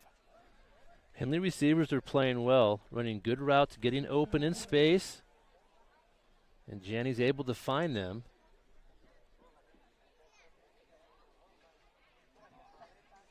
Receiving course pretty experienced. They got a lot of play last year, and that should be a strength for Henley again. Trips right, one to the left. Janney the handoff. It's Trapper Kundal getting the carry, and he gains a few. Trapper made a nice cut there. He was headed to his left. He got a couple blocks on the inside, and he cut it back right. He picked up a few more. Last season we saw Kundal as the backup quarterback. This season getting a few carries in the RB spot. Trips right, one to the left. Kundal on the right hip of Janney. Janney will throw with time, now under pressure, scrambles left, floats one. He just threw that one away. I think he just threw that one away, Matt. That was a good decision. Yeah. And that's the first time in a long time we've seen some good pressure from that Lakeview front. Jenny had to escape out of there. I think they're discussing. Yeah, they're discussing a. Yeah, that was my thought as well. Yeah. And there really wasn't anybody in the vicinity.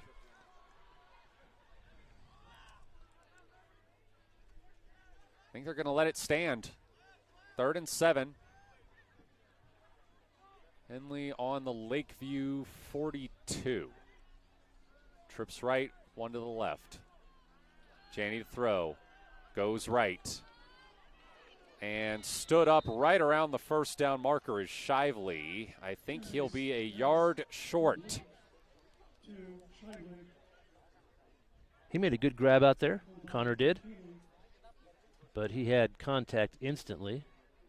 So good job hanging on to the football, but it'll be a little short of the first.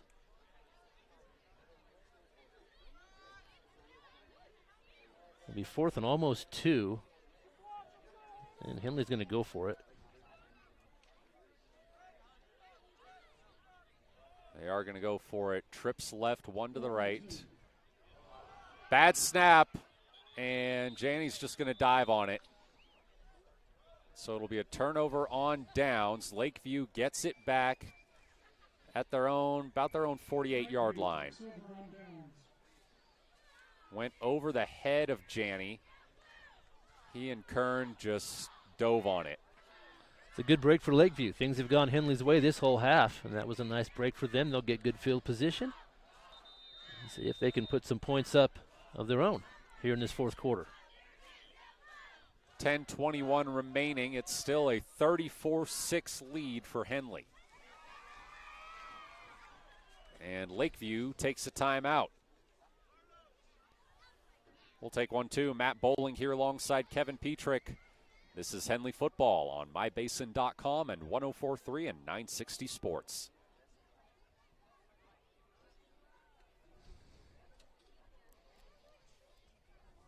What rhymes great? Participate. Where does greatness start? Here, in the classroom. On the stage. In the pool. On the field. Where will your greatness take you? To better grades. To more friends. Yeah! Be great. Participate!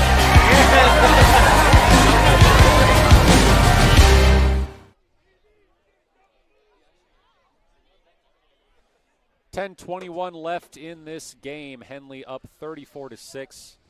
Hornets turn the ball over on downs at the Lakeview 47. So that's where the Honkers will start this drive. They come out with 2 in the backfield alongside Colin Takini. 1 receiver on either side.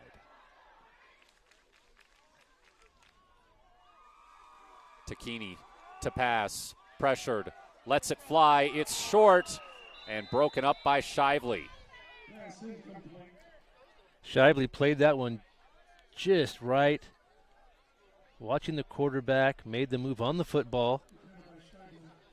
And if not for a good piece of defense from the Lakeview receiver, he probably would have intercepted that pass. So, yeah, Miles Maxwell. Yeah. Probably the tallest player on this Lakeview roster. He's got a couple inches on Shively and kind of mugged him a bit there to keep him from picking that one off.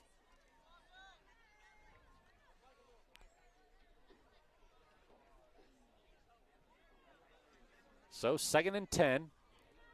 1 receiver on either side, 2 in the backfield with Takini. Handoff goes up the middle. Winters' second effort gets him the first down.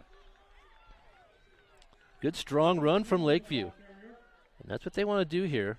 They're down quite a bit in the 4th quarter, but they just want to execute plays, see what they do well. And that's a good example of execution right there. Big gainer for a first down. Honkers in no hurry. Probably knowing that this game is out of reach. Just trying to run the playbook. Handoff to Red and Lim. He is brought down at the line.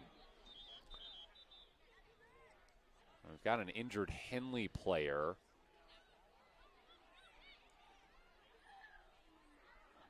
But he's right back up. That's Nolan Sieben who made the tackle.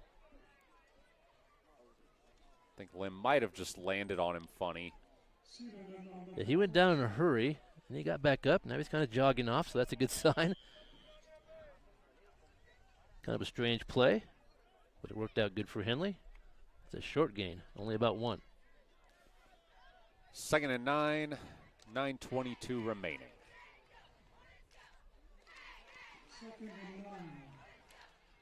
Two in the backfield with Takini. One receiver on either side. Handoff goes to Lim, and he does not get far. Good pursuit that time. Looked like Mathis was in there, and he hung onto that foot, and he would not let go. Good tackle.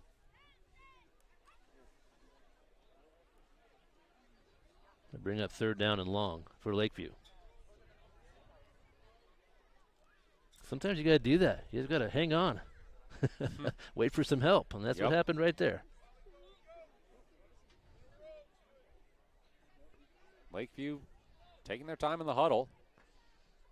They are. Looks like they're more focused on execution here than they are scoring in a hurry, and that makes sense. Henley's a good opponent. This will be a good test for them. See if they can score on this drive. Same formation. Handoff to Lim. Lim breaks one tackle, but there's a gang of Hornets there to corral him. That is going to bring up 4th down at about the Henley 37. Well, they'll move it up to the 35. It's like they'll need about 5 yards for a 1st down. I'm sure they'll give it a shot here late in the game. Just under 8 minutes now to play. Henley with a big lead. They lead 34-6.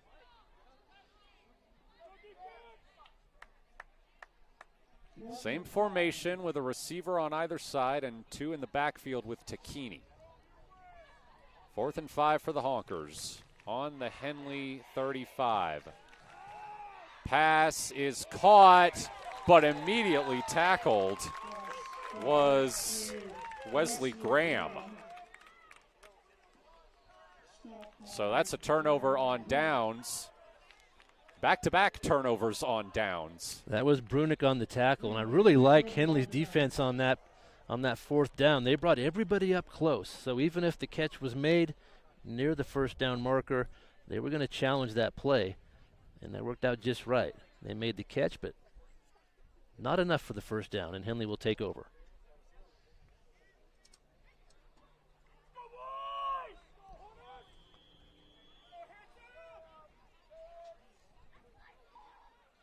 We may see some personnel changes here for the Hornets.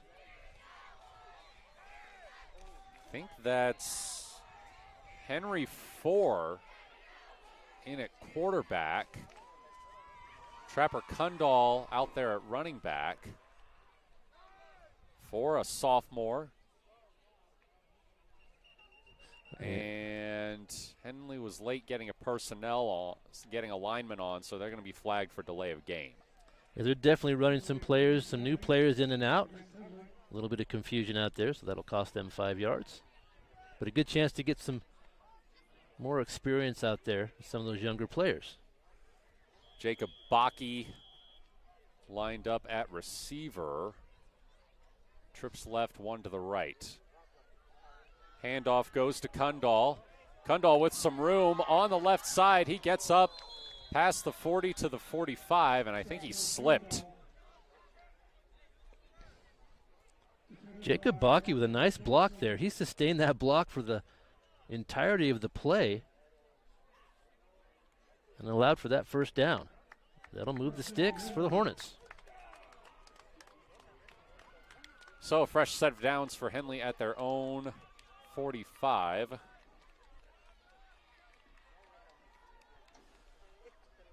Two receivers on either side. Handoff and a nice run up the middle by Kundal. He stood up at the 50.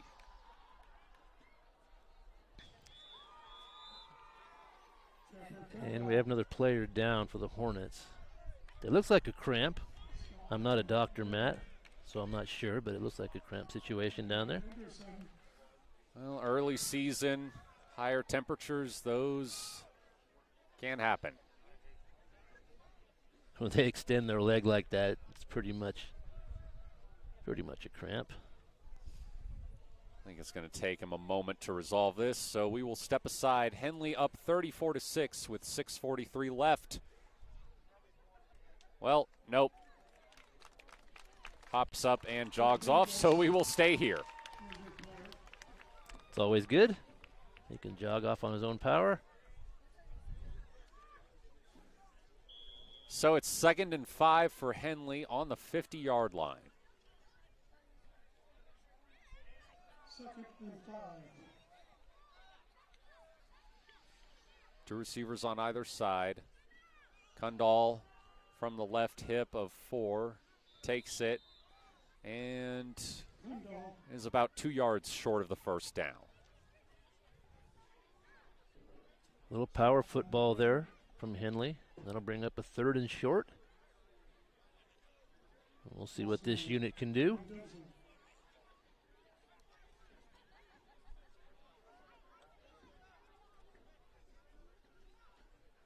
Henley taking their time here.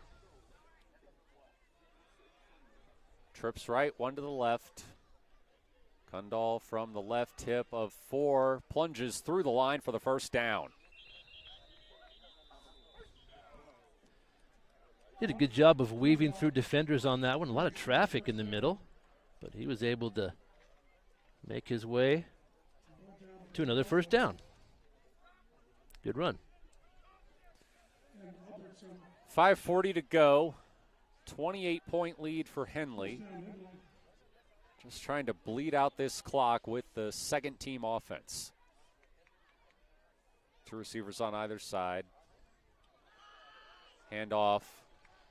Running to the left is Kundal, and he picks up about 5 before he's muscled out of bounds. A lot of Lakeview defenders helping out on that play. Trapper kind of ran into a brick wall on that one. And that'll leave him with about 2nd and 6. With the clock running now just under 5 minutes left to play. Henley inside the Lakeview 40. Trips right, one to the left. Kundal takes the handoff, has some room on the right side, makes a cut, gets popped.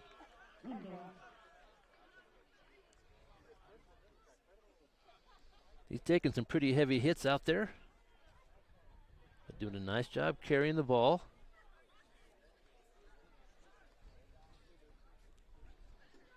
Third and 4 now for the Hornets. Henley looks similar tonight, Matt, than as they have in the past. And with the new coaching staff, you might not always say that, but they're doing a lot of the same things, playing very well.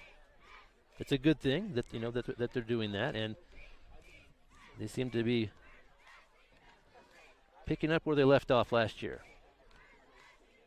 3rd and 4, handoff run to the left side. With a hole, and getting the first down is Handsome Townsend. But there's a flag. This one will probably be coming back. It is holding against Henley. You were saying, Kevin, that Henley has looked largely the same despite the coaching change, and that's what happens when you keep most of the staff in place. Right. That's a huge advantage, I think, to this particular situation. Is different than you see at most schools. A lot of last year's assistants are still around. Even last year's head coach, Alex Stork, is still here in an assistant role. Stepped down, wanted to spend more time with his young family. And, of course, Coach Green was on the staff last year, so he just moved up from within. People kind of shuffled around. So, yeah, everybody's familiar with each other. They all support each other. It's a good place to start. If you're going to change coaches, this is the way to do it. 3rd and 14 now for Henley. 3:42 on the clock. Hornets have it on the Lakeview 46. I'll hand it off. And going up the middle is Stephen Cassidy. We're seeing a lot of different ball carriers here in this fourth quarter for Henley. Approaching 3 minutes left in this game. 4th and 11 for the Hornets in Lakeview territory.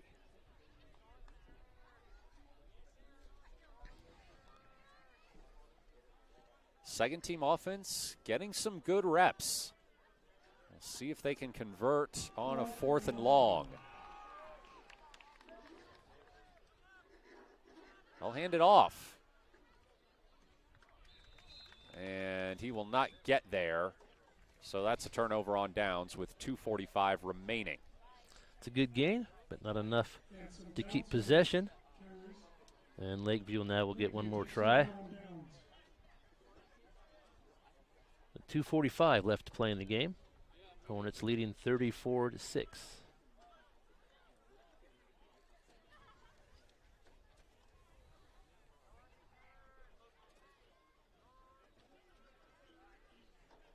And we see some new jerseys on the defensive side now for Henley.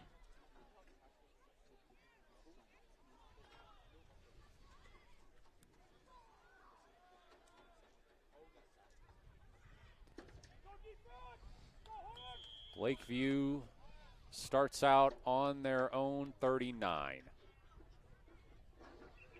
Takini dropped back, but the play is blown dead. It's a flag.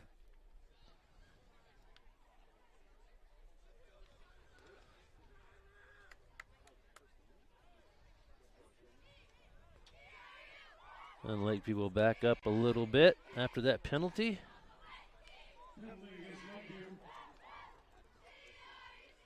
That'll send them back to the 34.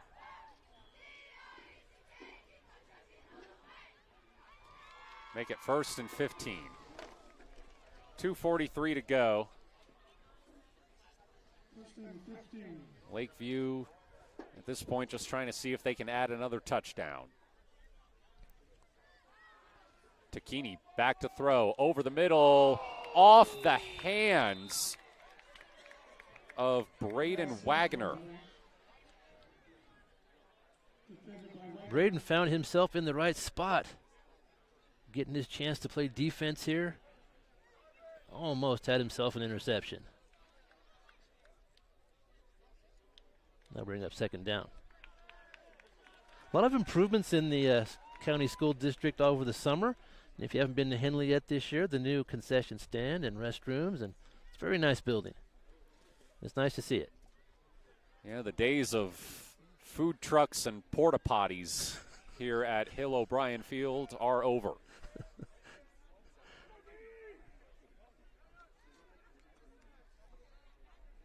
Takini runs, makes a man miss, and is brought down just past the 40.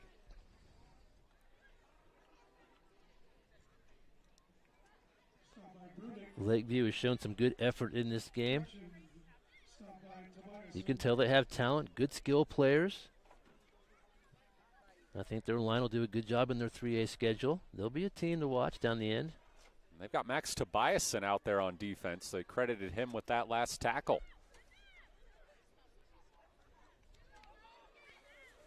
It's a good way to start week 1.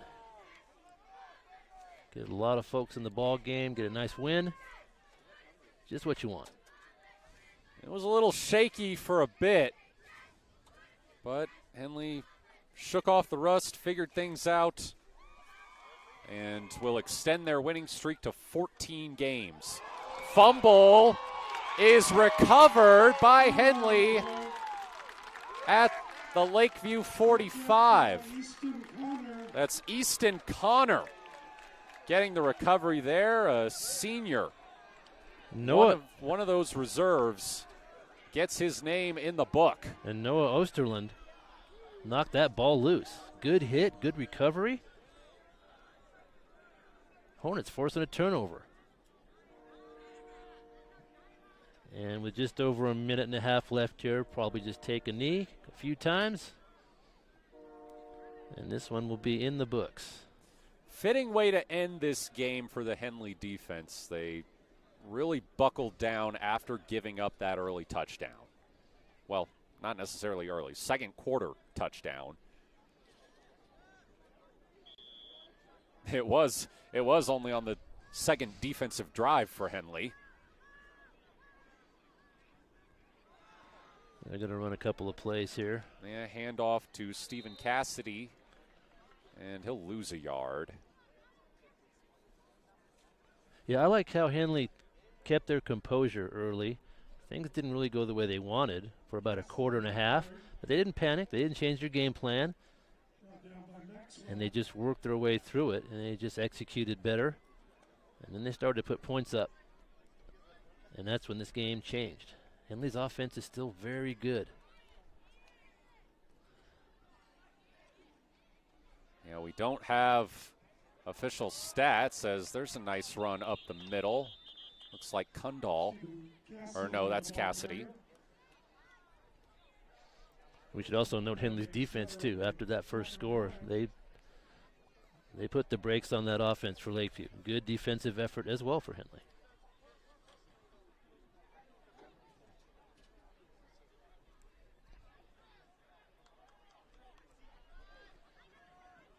Third and 4.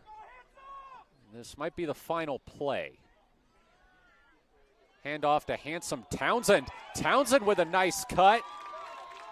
And he charges forward for a first down. Handsome Townsend, the sophomore. He's shown some quick feet here in this last half of the fourth quarter. I have to say, between Handsome Townsend and Trapper Kundal, Henley's got 2 solid submissions for the all-name team. And the clock will run out, and that'll end things here. Good first outing for the Hornets. Henley 34, Lakeview 6. The final score here at Hill O'Brien Field.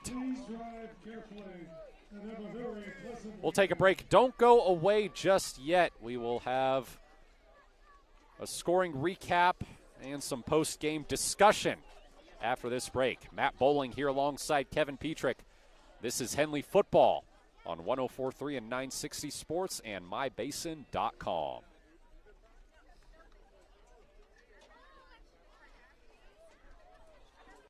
What, Ron? Great? Participate. Where does greatness start? Here, in the classroom. On the stage. In the pool. On the field. Where will your greatness take you? To better grades. To more friends. Yeah! Be great. Participate!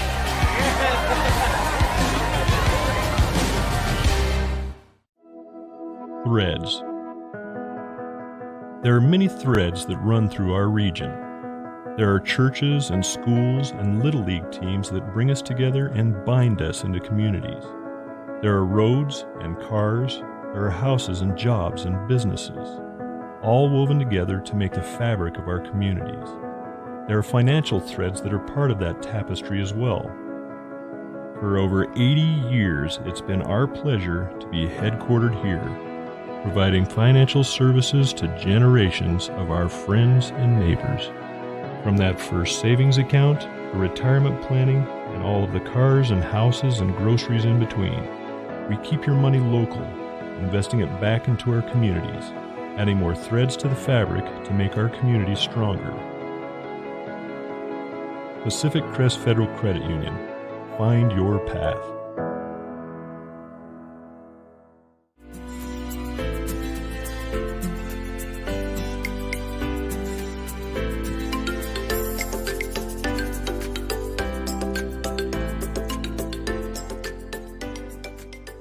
MyBasin.com, we bring you the power of local radio. The pace and reach of social media. And the excitement of local sports. We do this with a team of radio professionals that is second to none. We're proud to call Klamath Falls our home.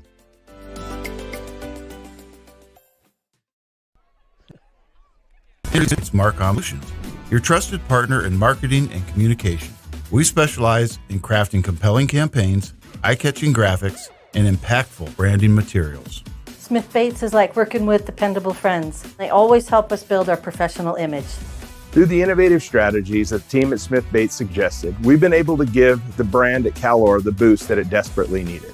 Unlock your potential with Smith Bates Marcom Solutions.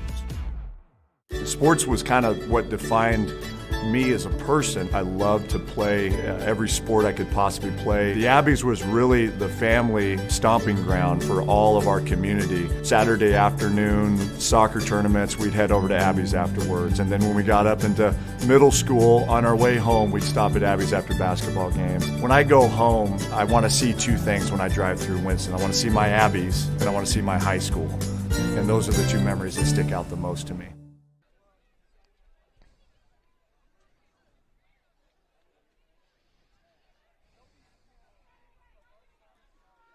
Henley 34, Lakeview 6, your final here at Hill O'Brien Field.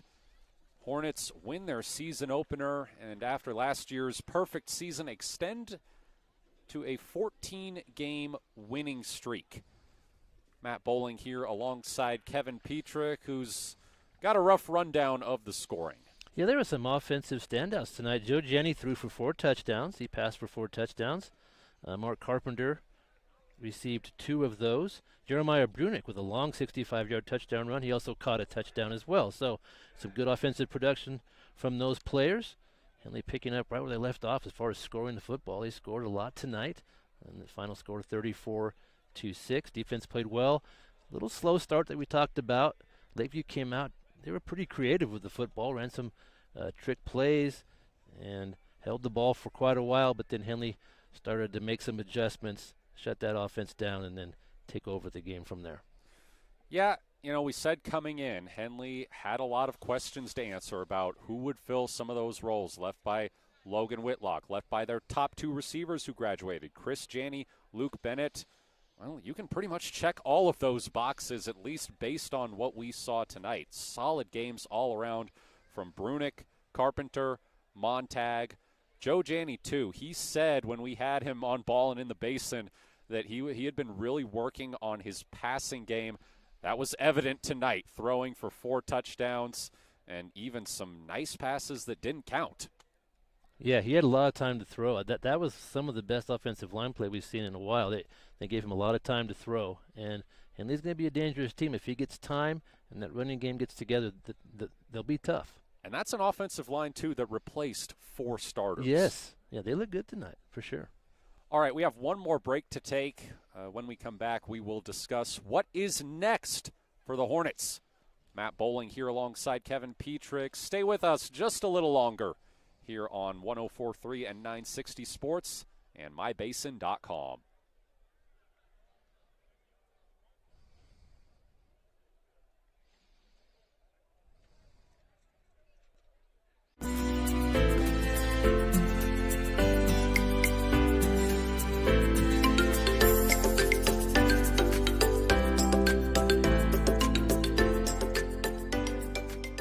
MyBasin.com, we bring you the power of local radio. The pace and reach of social media. And the excitement of local sports. We do this with a team of radio professionals that is second to none. We're proud to call Klamath Falls our home. Comfortable and not corporate. At Klamath Falls Subaru, we built our business on that simple promise. Well, that and some of the best people you're ever going to meet. Hi, I'm Rob Cedar, General Manager at Klamath Falls Subaru. Our 62 employees make it easy for us to live up to our comfortable, not corporate philosophy. Friendly faces, easy answers, straight talk, fairness, and exceptional service. These are the things you expect. These are the things that all of our people deliver. Our management team, sales pros, certified service and body shop techs, lot attendants, and detail experts are all 100% focused on you. Local people putting their friends and neighbors first. At Clown Falls Subaru, that's the only way we do business. It's comfortable, not corporate. Our team members also spend hundreds of hours each year supporting local charities and events through the Subaru Love Promise. That's the kind of people they are. We're very proud of them.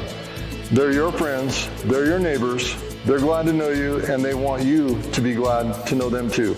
I'm Rob, and this is what makes us comfortable, not corporate. Sports was kind of what defined me as a person. I loved to play every sport I could possibly play. The Abbeys was really the family stomping ground for all of our community. Saturday afternoon soccer tournaments, we'd head over to Abbeys afterwards. And then when we got up into middle school, on our way home, we'd stop at Abbeys after basketball games. When I go home, I want to see two things when I drive through Winston. I want to see my Abbeys, and I want to see my high school. And those are the two memories that stick out the most to me.